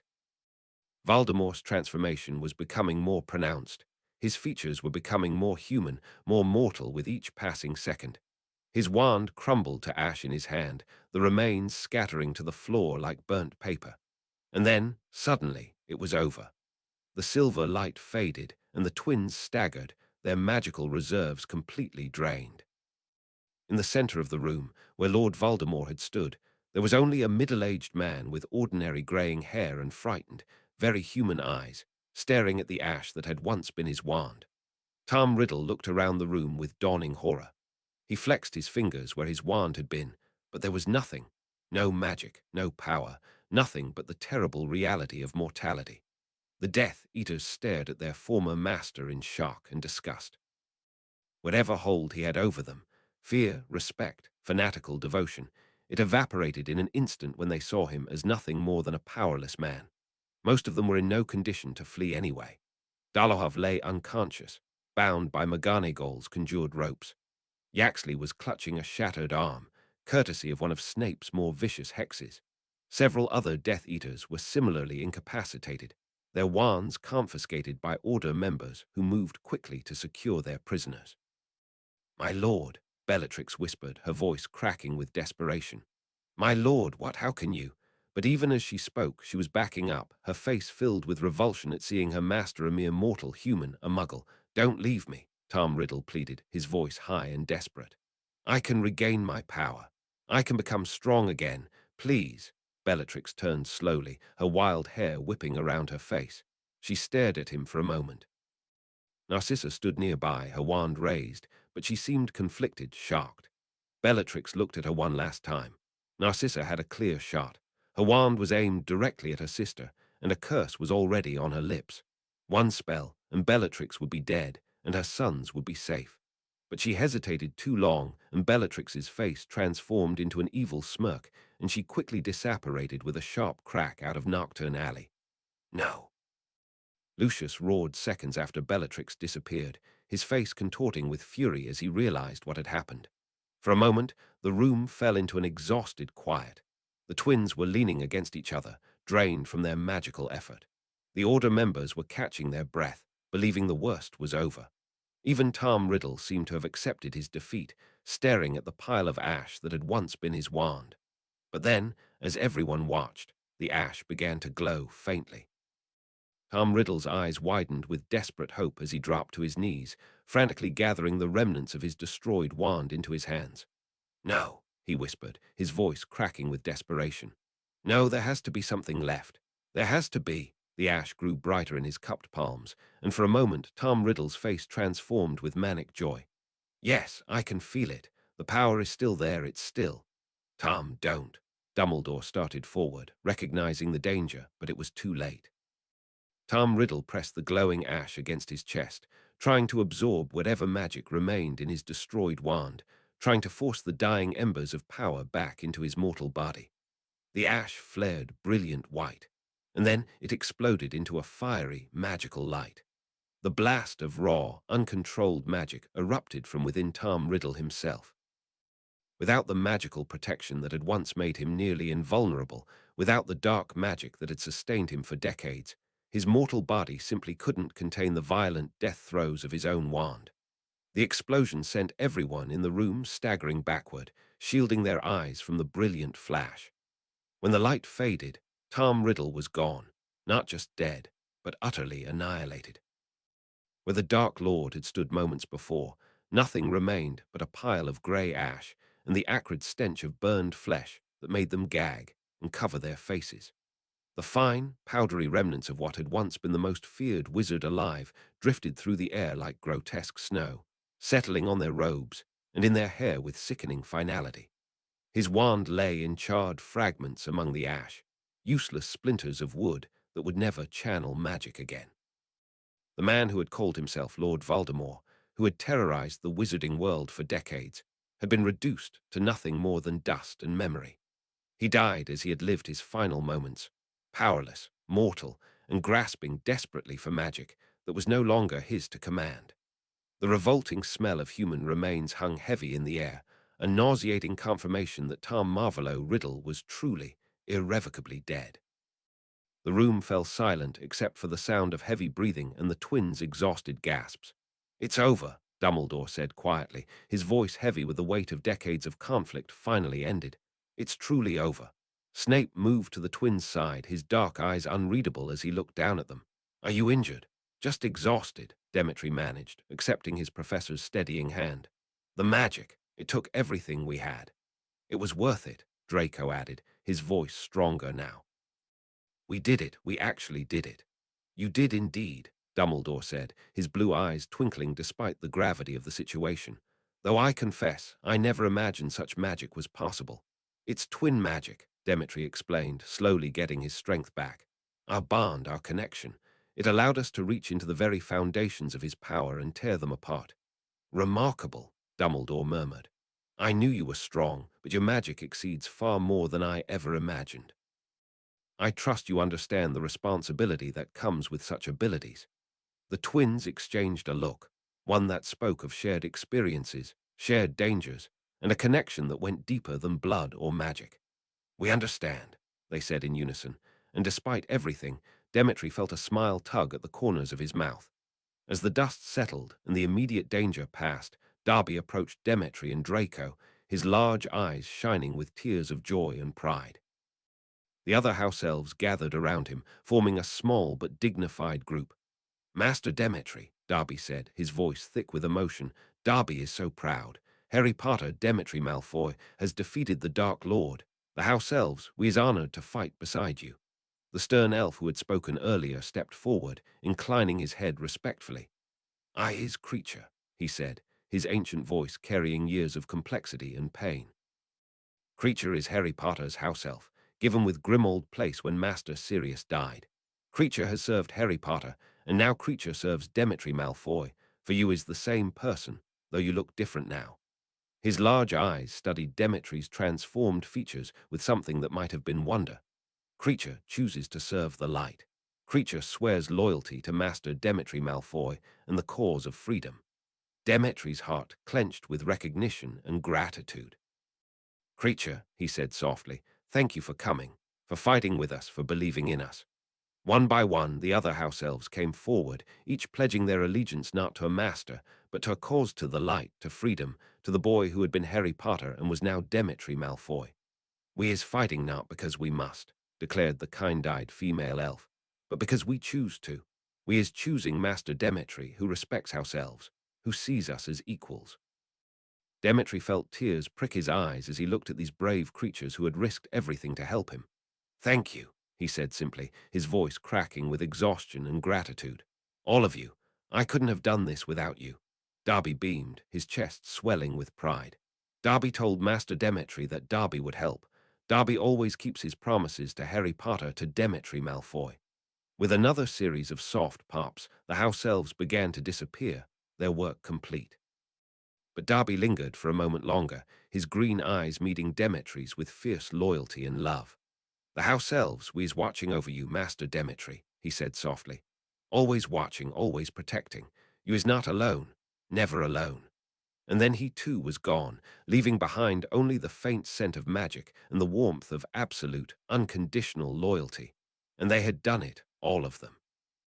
Against all odds, despite every obstacle that had been thrown in their path, they had found each other, discovered their true heritage, and used their connection to destroy the greatest dark wizard in history. But even as he looked around the room, at Kingsley's still form, at the captured Death Eaters being secured by Order members, at the strained faces of his parents, at the lingering shadows in the corners where only one Death Eater had managed to escape, Demetri knew that their victory had come at a cost. The war was over, but the work of healing, of rebuilding, of learning to trust and love and forgive, that work was just beginning. The Dark Lord was dead, but the darkness he had left behind would take much longer to dispel. Somewhere out there, Bellatrix Lestrange was free, carrying her hatred and her knowledge of their secrets into an uncertain future. Still, as Demetri felt his brother's presence beside him, felt the love and support of the family that had fought to reclaim him, he couldn't help but feel hopeful. They had faced the worst the world could throw at them, and they had emerged victorious. Whatever came next, they would face it together, as Malfoys, as brothers, as twins who had finally found their way home. Next chapter, one more chapter to go. It happens to be one of my favorites, the big reveal. And don't forget, there will be a sequel after this. Chapter 30, Epilogue, A New Dawn. Thank you to those of you who took the time to leave kind reviews. I appreciate them so much. Here is the epilogue, but keep in mind that this is really only the beginning of the twins' journey at Hogwarts. Epilogue. New dawn, the morning sun streamed through the enchanted windows of the great hall, casting long golden rays across the house tables. Demetri sat at the Slytherin table, cradling a cup of tea between his hands, trying to find some semblance of normalcy in the familiar routine of breakfast. Beside him, Blaise Zabini was methodically working his way through a plate of eggs and bacon, while Pansy Parkinson picked at her toast with unusual quietness. The events of the previous night felt almost surreal in the peaceful morning light. Had he really stood in that cramped flat in Nocturne Alley and watched the most feared dark wizard in history be killed? Had he and Draco truly managed to strip Voldemort of his power using magic that shouldn't have been possible? All the teachers at the school truly kept it a secret throughout the whole night. "You're quiet this morning," Pansy observed, glancing at him with curious eyes. "Everything all right, Demetri?" "Just tired," he replied, taking another sip of his tea. The lie came easily. He'd become quite good at them over the past months. "Long night," Blaise snorted. "You disappeared yesterday evening. Some of us were wondering where you'd gone." "Family business," Demetri said simply, which was, in its own way, perfectly true. Around them, the normal breakfast chatter filled the hall. Students discussed homework and Quidditch and weekend plans, blissfully unaware that the war that had hung over their world like a shadow for so long was finally over. Demetri found their innocence both comforting and strange. How quickly life could return to normal when people didn't know how close they'd come to losing everything. The peaceful morning was interrupted by the familiar sound of wings as the post owls began streaming into the great hall. Hundreds of them, far more than usual, filled the air with their hooting and the rustle of feathers. Demetri looked up, his brows furrowing slightly. This wasn't the normal morning post delivery. All around him, whispers began to rise from every house table as students unfolded their newspapers and magazines. The quiet murmur of breakfast conversation grew louder, more excited, tinged with shock and disbelief. "Merlin's beard," he heard someone gasp from the Ravenclaw table. "Is this real?" Came another voice from Hufflepuff. "I don't believe it," whispered a Gryffindor. Demetri felt his stomach begin to twist with nervous anticipation. He'd known this moment would come, had prepared for it, even, but that didn't make it any less terrifying. "Demetri." He looked up to see Ron Weasley approaching the Slytherin table, his face serious, and his hands clutching what appeared to be a copy of the Daily Prophet. Students from both houses watched the unusual sight of a Gryffindor voluntarily approaching the Slytherin table, their conversations quieting with curiosity. They had agreed, all of them, to avoid public contact until the story broke. It would be too suspicious, too dangerous to their carefully maintained identities. But seeing Ron's expression, Demetri knew that their agreement no longer mattered. "Weasley," he said carefully, aware of the dozens of eyes watching their interaction. "What?" Ron didn't say a word. Instead, he simply turned the newspaper around and held it up so Demetri could see the front page. The headline was enormous, printed in letters that seemed to leap off the page. "Harry Potter. The Malfoy heir who defeated he who must not be named." Below it was a photograph that must have been taken by some enterprising photographer who'd been monitoring the ministry's activities. It showed Demetri and Draco standing side by side late last night, their identical faces clearly visible, surrounded by what appeared to be auras and order members. The photo Demetri was holding his original wand, Harry Potter's wand, while photo Draco stood beside him with a look of fierce pride. Demetri stared at the image, his tea forgotten in his hands. Around him, the whispers were growing louder, more insistent. "Is that really? He can't be Harry Potter. But how is that possible?" Where's Harry Potter? Is he? Pansy leaned over to look at the newspaper, her eyes widening as she took in the headline and photograph. Demetri, she said slowly, her voice barely above a whisper. What is this? What's going on? Blaze had abandoned his breakfast entirely, staring at the paper with an expression of complete bewilderment. This is some kind of joke, right? Some sort of prank. All around the Great Hall, similar conversations were taking place as students tried to make sense of what they were seeing. Teachers at the head table were huddled together, speaking in low, urgent tones while glancing repeatedly in his direction. Demetri looked up at Ran, who was watching him with an expression that mixed concern, pride, and something that might have been relief. His old friend, because Ran was still his friend, despite everything, gave him the smallest of nods. It was time. Standing slowly, Demetri reached out and took the newspaper from Ran's hands.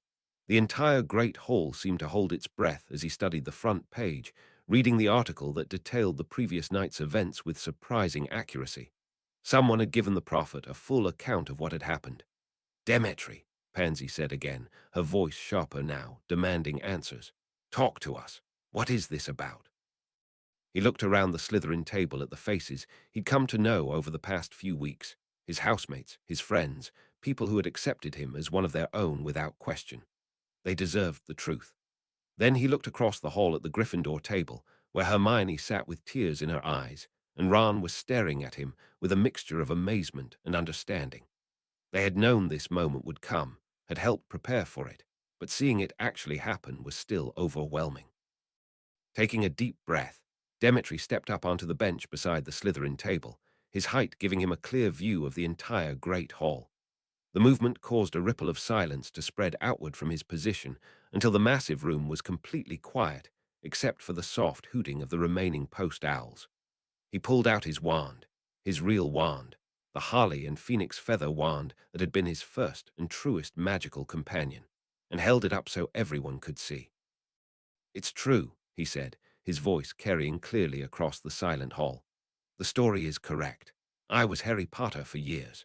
He paused, meeting the eyes of students at every table, seeing shock, confusion, and growing understanding reflected back at him. But little did I know, I was a Malfoy all along, Demetri Malfoy, twin brother of Draco Malfoy. It's all true. The explosion of noise that followed was instantaneous and overwhelming. Students leaped to their feet, shouting questions, demanding explanations, some applauding while others simply stared in disbelief. How is that possible? Are you using a glamour? Where's the real Harry Potter? Is you know who really dead? But you look exactly like Draco. How long have you known? The questions came from every direction, a barrage of curiosity and confusion that would have been overwhelming under normal circumstances. But these weren't normal circumstances, and Demetri found himself surprisingly calm as he waited for the noise to die down enough for him to speak. Demetri looked out among the crowd of students and loudly confirmed it once again.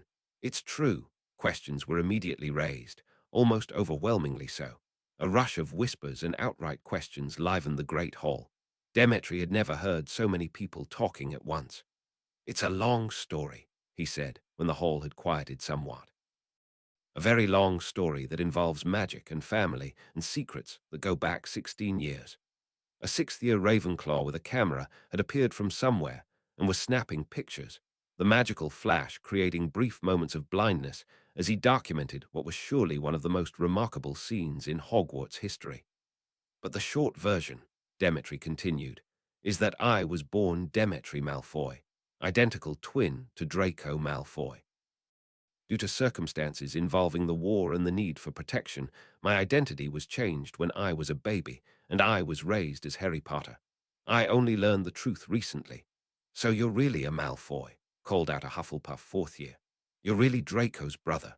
Yes, I'm really a Malfoy. I am Draco's twin brother, Demetri responded. They looked unconvinced. Demetri saw Gryffindors leaning over close to Ron and Hermione, whispers dancing through the air. Suddenly Hermione stood up and the audience watched her. I know it's hard to believe, practically impossible, but it's really him. It's really Harry. He's confirmed it in more than just one way. We didn't believe it at first either, trust me. We put him to the test, she said, pausing and looking at Ron and then at the other Gryffindors, but he's really our Harry.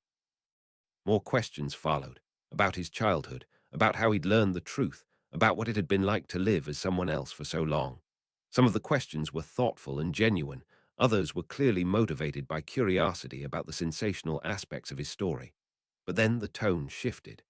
"Wait just a minute," called out a Gryffindor fifth year, her voice cutting through the excited chatter. "If you're really Harry Potter, then why were you such an absolute arse to us the past few weeks?" A murmur of agreement rippled through the Gryffindor table, and several students nodded vigorously. "Yeah," added a Hufflepuff third year, standing up with surprising boldness. "You said those horrible things about Muggle-borns, about blood purity. You acted like we were beneath you, and you claimed you were from Durmstrang," shouted a Ravenclaw. "You lied to our faces." The questions came faster now, tinged with hurt and anger rather than curiosity. "You called Muggle-borns mudbloods. I saw you say it to Hermione. You said we were a cancer on the wizarding world. You acted like you wanted to join you-know-who. How do we know you're not still lying? How do we know you're really Harry Potter and not just some Death Eater in disguise?" The accusations hung in the air, and Demetri could see doubt creeping into the faces around him. These weren't just questions about his identity anymore. They were challenges to his character, his intentions, his very soul. He looked around the hall, seeing the hurt and confusion in the eyes of students he had deceived, and felt the weight of every cruel word he had been forced to speak, every hateful sentiment he had been forced to express. "You're right," he said quietly, his voice carrying clearly in the sudden silence. "I was horrible to you, all of you." He paused, looking directly at the students who had questioned him. "And I'm sorry, more sorry than I can possibly express." "Sorry doesn't explain why you did it," said the Gryffindor fifth year, her arms crossed. "Harry Potter would never say those things. The real Harry Potter would die before he'd call someone a mudblood. I don't believe this." "You're absolutely right," Demetri replied, his voice growing stronger. "Harry Potter would never say those things, and it nearly killed me every time I had to. Every word I spoke as Draco's twin was a lie. Every cruel sentiment, every hateful belief, every terrible thing I said about blood purity or muggles or any of you, it was all an act. The most difficult, soul-crushing act I've ever had to perform." "But why?" demanded a Ravenclaw fourth year. "Why would you do that to us, to yourself?" Demetri nodded, expecting these questions. "Voldemort was looking for me. He'd been looking for Harry Potter for years, and when I discovered I was actually a Malfoy, when we discovered we were twins, we realized we had an opportunity." "What kind of opportunity?" asked Ginny Weasley, and Demetri realized that after all this time, she hadn't known. Ron never told her. He kept the secret. "The opportunity to get close to Voldemort," Demetri explained. "To make him believe that the missing Malfoy heir had returned, ready to serve the Dark Lord. To make him trust us enough to let us into his inner circle. The opportunity to defeat him. So you pretended to be a Death Eater." The question came from a shocked Hufflepuff second year. "Draco and I pretended to be potential Death Eaters," Demetri corrected. "We had to make it believable. If anyone, if any of you, had suspected that we were working against Voldemort, if you'd shown any sign of recognizing that this was all an elaborate deception." Demetri rolled up the sleeve of his left arm, revealing smooth, pale skin, making it clear to his audience that he wasn't a Death Eater. He didn't explain why he did it, but it was clear as he heard chatter amongst the students. "So Draco is on the light side. This doesn't make sense," Demetri heard a Slytherin ask. "Yes, Draco and the rest of our family were once Voldemort supporters. It's a long story, really. But things changed, people change. The truth came out.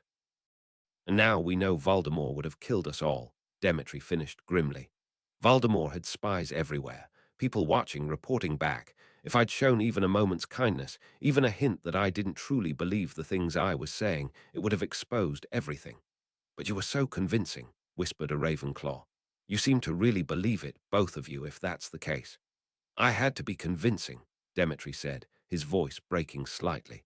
"My family's lives depended on it." "Your lives depended on it. Every night I went back to my room and I felt sick about the things I'd said, the way I'd treated people, the lies I'd told. But I couldn't stop, because stopping meant everyone I cared about would die. I couldn't just come out and announce who I was. If I did that, I'd be dead. We had to wait for the perfect time, the perfect opportunity. And when we did, it worked." It's true, Snape suddenly said, and seemed to want to put an end to the arguing, the disbelief, his robes billowing as he rose up from his seat at the table. He is Harry Potter. And yes, he had to be convincing. And now Voldemort is dead. The plan was successful. Demetri heard a rush of confusion, talking and whispers as Snape stood, confirming his identity to the whole school. "What about the Harry Potter we saw in the classroom?" asked a Gryffindor. "We saw him. We saw both of you at the same time more than once. How do you explain that?" Demetri exchanged a look with Snape, who had remained silent throughout the questioning. Their former professor gave an almost imperceptible nod. "That was Professor Snape," Demetri said simply, "using Polyjuice Potion and a Time Turner to maintain the illusion that Harry Potter and Demetri Malfoy were two different people." The revelation sent another wave of shocked murmurs through the hall. "Professor Snape was working with us," Demetri said, "the whole time. Every appearance Harry Potter made while I was with Demetri, every time they needed to be seen together, that was Professor Snape, risking his life to maintain our cover for the light side." "But the duel," Demetri heard Seamus ask from the Gryffindor table. "It seemed real." "That was Professor Snape," Demetri responded, "and it had to look real. We needed you to believe it, but it was only that, a farce." "But why would Snape help Harry Potter?" asked a suspicious Slytherin. Snape stepped forward slightly, his dark eyes unreadable. "Because," he said in his measured voice, "sometimes the best way to protect someone is to help them protect themselves." Stunned expressions seemed to radiate from the Slytherin table as his housemates seemed to process the information that Draco's twin is Harry Potter and that Snape helped them with it. It also revealed something that no Slytherin had ever imagined, that their dear Professor Snape had been a spy. "But your magic," said a Slytherin seventh year. "The things Harry Potter could do, the Patronus, the way he fought." "Still me," Demetri said. "Same magic, same memories, same. Well, mostly the same personality, just with a better understanding of who I really am." "Prove it," demanded Pansy, her voice carrying across the hall. "If you're really Harry Potter, prove it." Demetri nodded, understanding her skepticism. Without hesitation, he raised his wand, Harry's wand, and spoke clearly. "Expecto Patronum." The silver stag that emerged from his wand was unmistakable, the same Patronus that had helped him through his darkest moments, the same one that had convinced Ron of his identity that terrible night when everything had nearly fallen apart. It bounded around the great hall, its ethereal form drawing gasps and murmurs from students who recognized it from the stories they'd heard. "That's Harry's Patronus," someone whispered. "It's not just my Patronus," Demetri said as the stag bounded around the great hall. "It's cast with love, with hope, with everything I truly believe about protecting the people I care about. A Patronus can't be faked. It can't be conjured through hatred or deception. It comes from the deepest, truest part of who you are." The stag completed its circuit of the hall and faded, leaving behind a sense of warmth and peace that seemed to touch everyone present. "Every cruel word I spoke, as Demetri Malfoy went against everything I truly believe," he continued, his voice growing stronger. "Every time I had to pretend to hate Muggle-borns, or dismiss the value of Muggle life, or act like I believed in blood supremacy, it was like poison in my mouth. But I did it because the alternative was letting Voldemort win. I did it because sometimes, to save the people you love, you have to do things that make you hate yourself." The questions might have continued indefinitely if not for the sound of footsteps approaching from the entrance to the great hall. Demetri looked up to see Draco walking toward him, his expression calm, but his eyes alert as he took in the scene, his brother standing on a bench with a newspaper in one hand and a wand in the other, surrounded by hundreds of staring students. As Draco entered, two owls followed him into the great hall, Hedwig, her snowy white feathers unmistakable, and Ulysses, Draco's eagle owl. A gasp rose from the crowd as students recognized Harry Potter's famous owl. "That's Hedwig," someone whispered. Without hesitation, Hedwig swooped down and landed gently on Demetri's shoulder, nuzzling against him with familiar affection. The watching students murmured in amazement. This wasn't how an owl would behave with a stranger. After accepting Demetri's gentle touch, Hedwig spread her wings and flew away with Ulysses, both owls disappearing through the enchanted ceiling together. "I see the secret's out," Draco said, his voice carrying easily in the stunned silence. "Draco!" A Slytherin third year practically bounced in his seat. Is it true? Is Demetri really your twin brother? Is he really Harry Potter? Draco looked up at his brother with something that might have been pride mixed with exasperation. Yes to both questions. Though I prefer to think of him as my brother who used to be Harry Potter, rather than Harry Potter who happens to be my brother. But you look exactly alike, said a Gryffindor second year. Is it Polyjuice? A glamour? No glamorous, no Polyjuice, Draco replied, climbing up onto the bench beside Demetri so they stood side by side. We're identical twins. This is what we both actually look like. The visual impact of seeing them together, two young men with identical faces, identical builds, identical hair, standing side by side, was undeniable. Whatever questions might have remained about the truth of their story evaporated in the face of that obvious genetic reality. Is you-know-who really dead? The question came from a tiny first-year Hufflepuff whose voice barely carried across the hall. Both twins nodded solemnly. He's dead, Demetri confirmed. The war is over. Who else was there? Asked a Ravenclaw.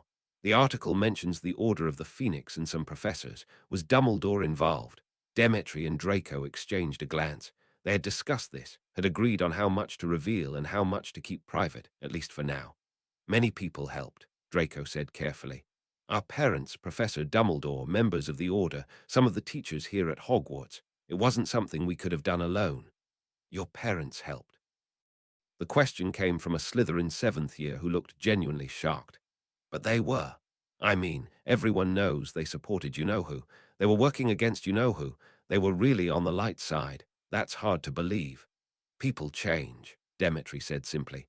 When it comes to protecting family, people can find the courage to make different choices, right choices. He looked around the hall, taking in the faces of students from all four houses, some skeptical, some amazed, some still processing the magnitude of what they were hearing. Look, he said, his voice growing stronger. I know this is a lot to take in. I know it changes everything you thought you knew about. Well, about a lot of things. But the important thing is that the war is over. You're safe. All of you are safe now. Then what happens now? Asked Hermione, speaking up from near the Gryffindor table. What happens to both of you? What happens to us? It was a good question, and one that Demetri wasn't entirely sure how to answer, but then Ron suddenly spoke up. I still don't completely understand all of this, he said, his voice carrying across the silent hall. But I have one question. He paused, looking directly at Demetri. What am I supposed to call you now? I mean, are you still? Are you Harry, or are you Demetri?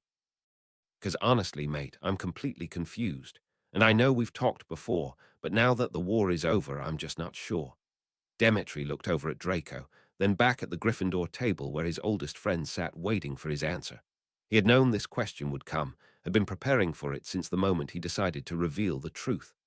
Part of me wants to stay the same, he said slowly, his voice thoughtful. Be Harry Potter. Keep the name, the identity, everything that's familiar. He paused, studying Ron's face, then Hermione's, then the faces of the other Gryffindors who had been his friends for so many years. But when you look at me, he continued, what do you see? Do you see Harry Potter? Would you be comfortable calling me Harry Potter? Ron shifted uncomfortably, glancing at Hermione before shrugging. Honestly, a lot has changed, mate. You look exactly like Draco. You've been living as someone else. You've got a whole different family. He trailed off, his expression troubled. I mean, I still care about you and we've been through so much, but you're right. It's hard to look at you and see the same person I grew up with. I don't see Harry Potter anymore.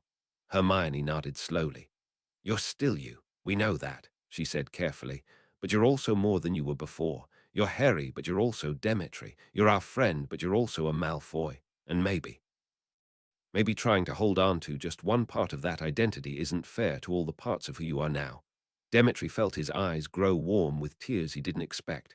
I respect the Potters, he said, his voice growing thick with emotion. For everything they did for me, for caring for me, for being my parents when I needed parents most. For loving me, he paused, taking a shaky breath. But I'm not a Potter. I never was. He looked over at Draco and then back at his friends. Parents, Lucius and Narcissa, they didn't choose this for me, he continued, his voice breaking slightly. They wanted me to be safe, happy, loved, but it wasn't their first wish to give me up. They did that to save me from Voldemort, to protect me from a fate they couldn't bear to imagine for their child. And for that sacrifice, for that impossible choice they made to save my life, I'm grateful." He stood up straighter, his voice growing stronger and more certain. "And there's something else you need to understand. Something that shows just how far my parents went to save me." He paused, his voice growing quieter, more intimate. "The Malfoys had to fake my death in order to protect me. They created a grave for me in their family cemetery. There was a headstone with my name on it, Demetri Malfoy, marking the death of a child who never actually died." He looked around the hall, seeing the impact of his words on the faces before him.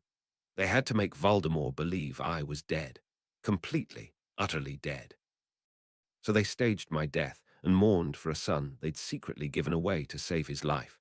My mother had to bury an empty coffin and pretend her heart wasn't breaking. My father had to look Voldemort in the eye and lie about losing his child, knowing that if the truth ever came out, we'd all be killed." His voice grew stronger, more resolute. "For 16 years, Demetri Malfoy has been officially dead.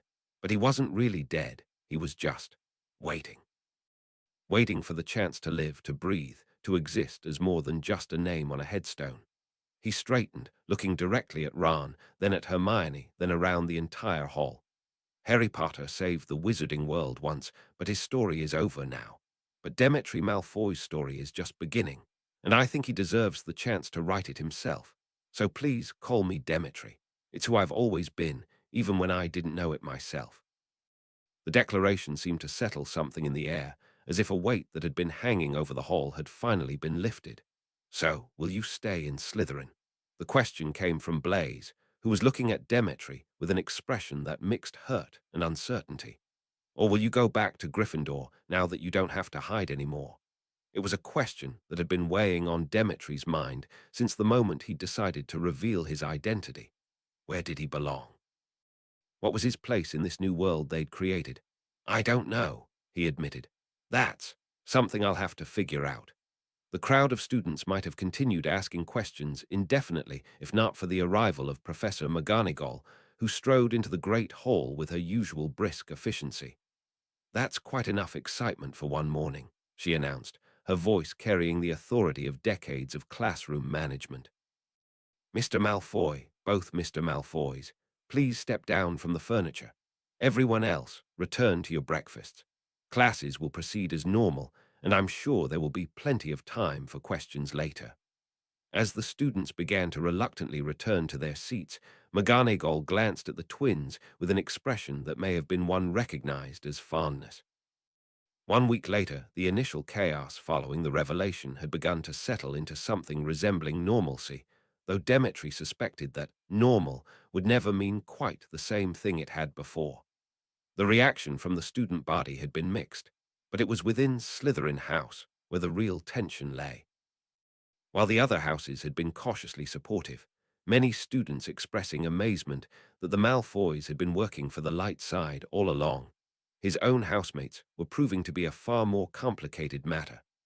Conversations would die abruptly when he and Draco entered a room, replaced by uncomfortable silences and sidelong glances. Slytherin students who had once sought their company now found excuses to sit elsewhere in the common room, leaving conspicuous empty spaces around the twins during meals and study sessions. The whispered conversations that followed them through the corridors were impossible to ignore, fragments about deception and blood traitors, and how can we trust them now? That cut deeper than any overt confrontation might have. Even simple interactions had become strained. Housemates who had once borrowed notes or asked for help with assignments now seemed reluctant to approach either brother, as if their very presence might somehow contaminate them with suspicion of divided loyalties. The media attention had been intense but manageable, thanks largely to Dumbledore's intervention and the strict rules about reporters on Hogwarts grounds. A few carefully managed interviews had satisfied most of the public's curiosity, and the prophet seemed content to let the story evolve naturally rather than hounding him for constant updates. Demetri was making his way back from ancient runes when he encountered Professor Dumbledore in one of the castle's quieter corridors. The elderly wizard was examining a tapestry with apparent interest, but something about his posture suggested that the meeting wasn't entirely coincidental. "Ah, Demetri," Dumbledore said, turning with a smile that made his blue eyes twinkle behind his half-moon spectacles. "I was hoping I might have a word with you. Would you mind walking with me?" "Of course, Professor," Demetri replied, falling into step beside the headmaster. They walked in comfortable silence for several minutes, their footsteps echoing softly off the stone walls. "You've been handling the attention well," Dumbledore observed, as they climbed a spiral staircase toward the upper floors of the castle. "The public attention, maybe," Demetri admitted, "but my own housemates are a different story." "Ah," Dumbledore nodded thoughtfully. "Yes, I imagine the Slytherins are finding your situation particularly challenging to process. That's putting it mildly." Demetri ran a hand through his hair, a gesture that was purely his own, not borrowed from either of his identities. "Half of them look at me like I'm some kind of spy who's been infiltrating their house. The other half act like I might hex them if they say the wrong thing. And how do you feel about your living situation? I understand there have been some questions about which house you ought to call home." This was the conversation Demetri had been both anticipating and dreading. The question of where he belonged had been weighing on his mind constantly since the truth had come out, but it was complicated by the hostile reception he'd been receiving in his current house. "It's complicated," he said honestly. "I feel like I belong in Slytherin with Draco and the friends I've made there. Well, the few who still trust me, but it's not the same as it was before. Everything feels different now." "But," Dumbledore prompted gently, "but my heart is still in Gryffindor too," Demetri admitted. "Those friendships, those connections, they shaped who I am for most of my life.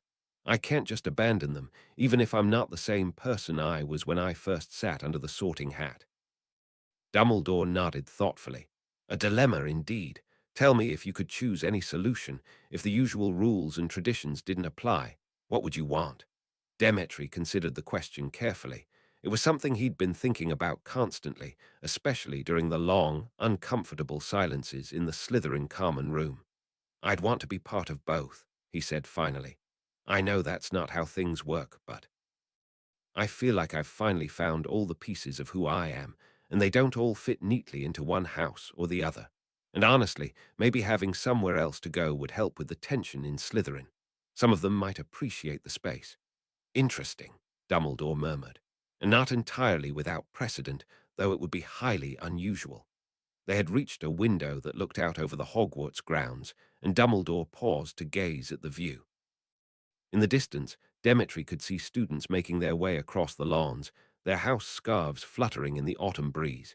"You know," Dumbledore said thoughtfully, "Hogwarts has always prided itself on adapting to the needs of its students. Perhaps it's time we considered whether our traditions serve us or whether we serve our traditions." Demetri looked at the headmaster with growing hope. "What are you saying, Professor?" "I'm saying that these exceptional circumstances sometimes call for exceptional solutions," Dumbledore replied with a smile. "Would you be amenable to a rather unique arrangement, one that has never been tried before, but which might suit your particular situation quite well?" "Yes, sir. I think I would."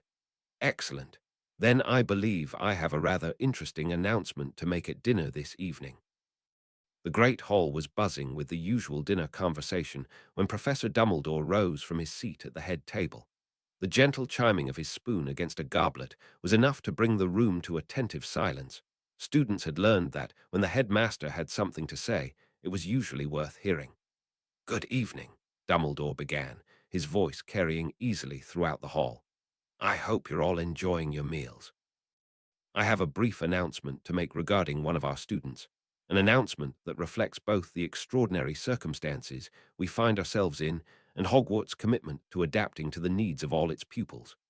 Demetri felt his stomach flutter with nervous anticipation.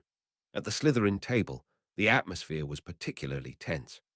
Theodore Nott was staring at him with a fair amount of suspicion, while Crabbe and Goyle seemed to be whispering about him behind their hands.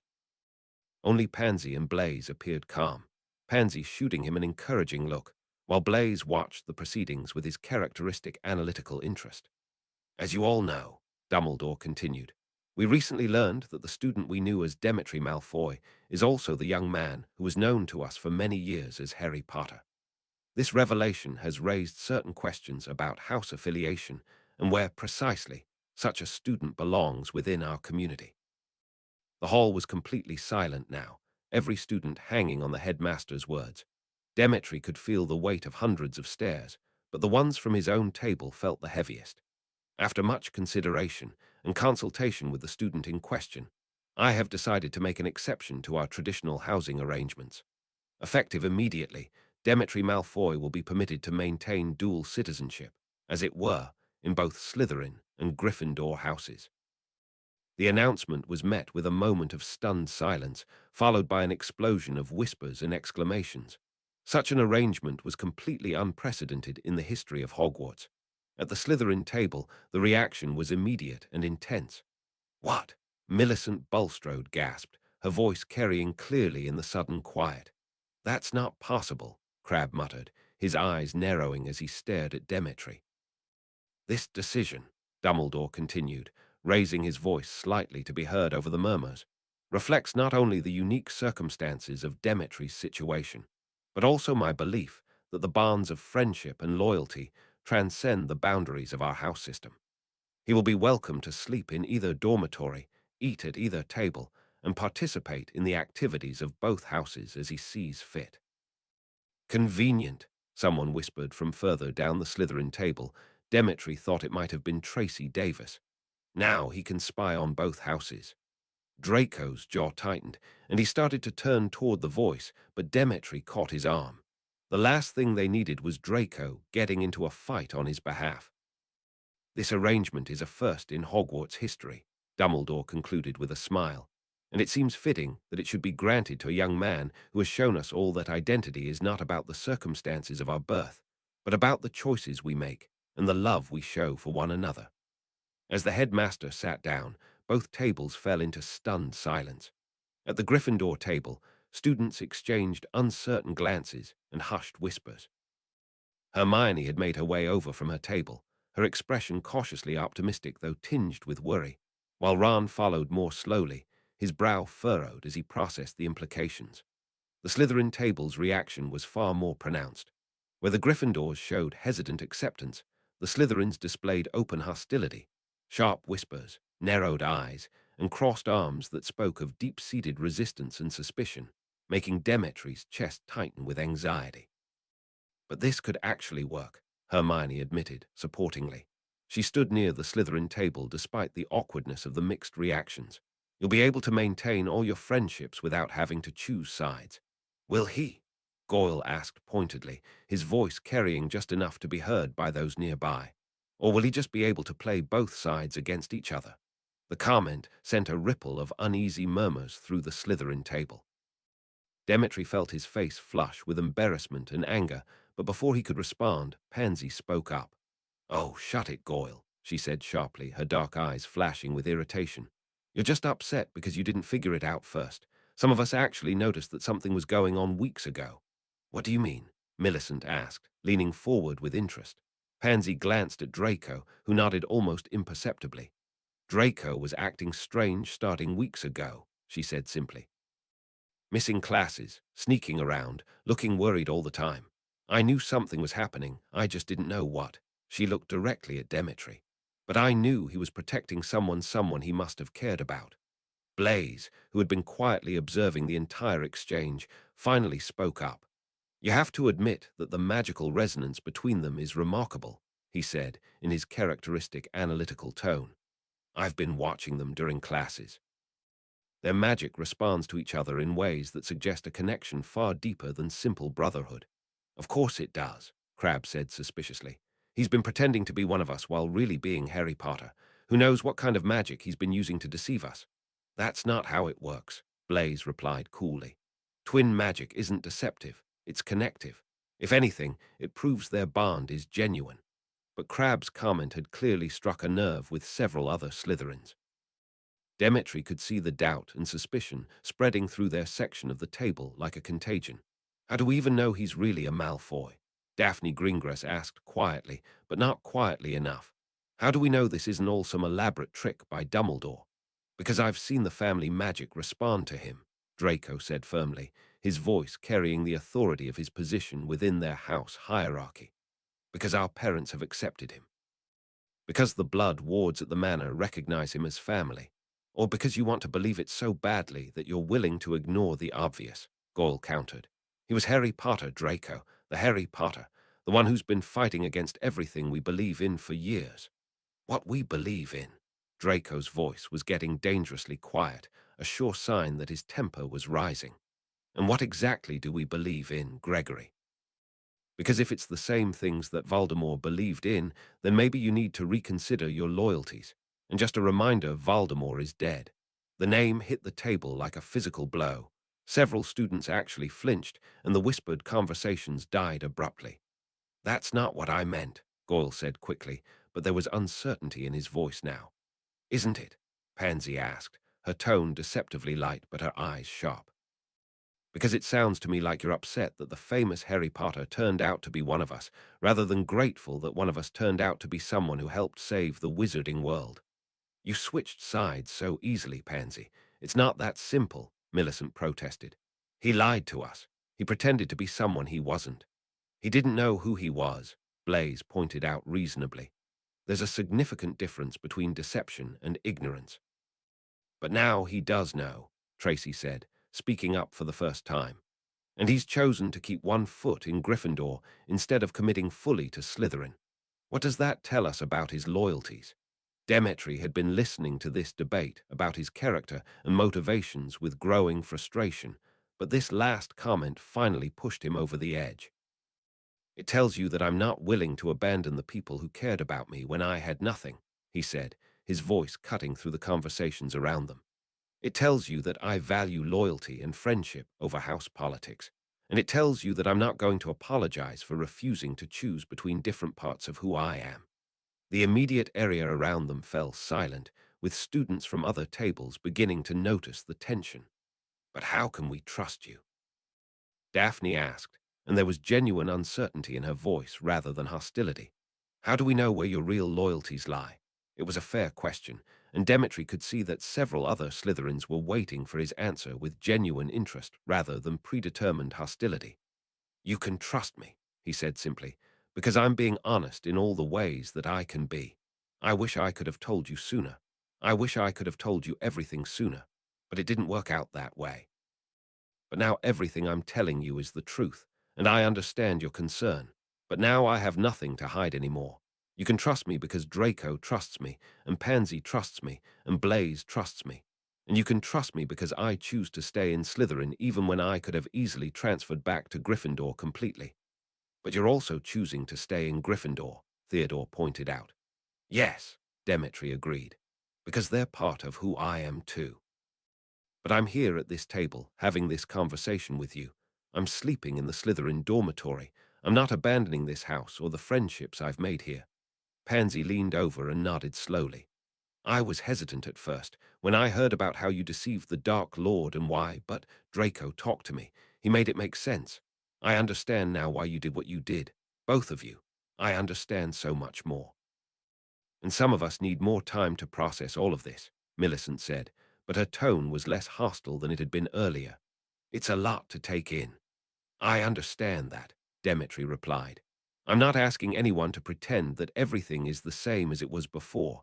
I'm just asking for a chance to prove that the person you got to know as Demetri Malfoy was real. While some of it was an act for safety, to protect people, the rest of it was just me. And I hope, with time, you'll give me the chance to prove myself. Draco looked around the table, his grey eyes taking in the faces of their housemates. When he spoke, his voice carried the quiet authority that came from years of being seen as a leader among the Slytherins. I know this is difficult, he said carefully. I know it's confusing and uncomfortable and not what any of us expected. But Demetri is my brother, my twin brother, and he's proven himself to be exactly the kind of person Slytherin House should be proud to claim. He's ambitious, he's cunning, he's loyal to the people who matter to him, and he's willing to do whatever it takes to protect the people he cares about. He paused, looking directly at Theodore, and then at Daphne. He's also the person who helped end a war that would have destroyed everything we claim to value about the wizarding world. So maybe, instead of questioning his loyalties, we should be grateful that someone with his power and influence considers us worth staying loyal to. The silence that followed was different from the hostile tension that had dominated the conversation earlier. It was thoughtful, contemplative, as if the Slytherins were actually considering Draco's words rather than simply reacting to their initial shock and suspicion. Finally, Blaise spoke up. "I think," he said slowly, "that we're all going to need time to adjust to this new reality, but I'm willing to give Demetri the benefit of the doubt." "So am I," Pansy added immediately. After a moment, Daphne nodded reluctantly. "I suppose. I suppose it would be foolish to reject someone powerful enough to defeat who, regardless of what house he came from originally." It wasn't exactly a ringing endorsement, but it was better than the outright hostility of a few minutes earlier. Theodore and Millicent remained silent, but they weren't actively arguing anymore either. As the conversation around them slowly returned to more normal dinner topics, Demetri caught sight of Dumbledore at the head table. The headmaster was watching him with that familiar twinkle in his eyes, and when their gazes met, he raised his goblet in a small, private toast. Demetri raised his own goblet in response, feeling a cautious warmth in his chest. Acceptance wasn't universal, and he suspected it would take time, perhaps a lot of time, for some of his Slytherin housemates to fully trust him again. But it was a beginning. For the first time since learning the truth about his identity, he felt like he might actually be able to find a way to balance all the pieces of his life. It wouldn't be easy, and there would undoubtedly be more challenges ahead, but he wasn't facing them alone anymore. He had Draco beside him, fiercely protective and loyal. He had Pansy's sharp wit and cautious support. He had Blaise's analytical mind and measured friendship. And he had the grudging acceptance of his other housemates, which might eventually grow into something more. It wasn't perfect, but it was his. And for the first time in his life, it was more than enough. The heritage potion is now complete. Now you can get ready for the sequel where Demetri and Draco's story continues.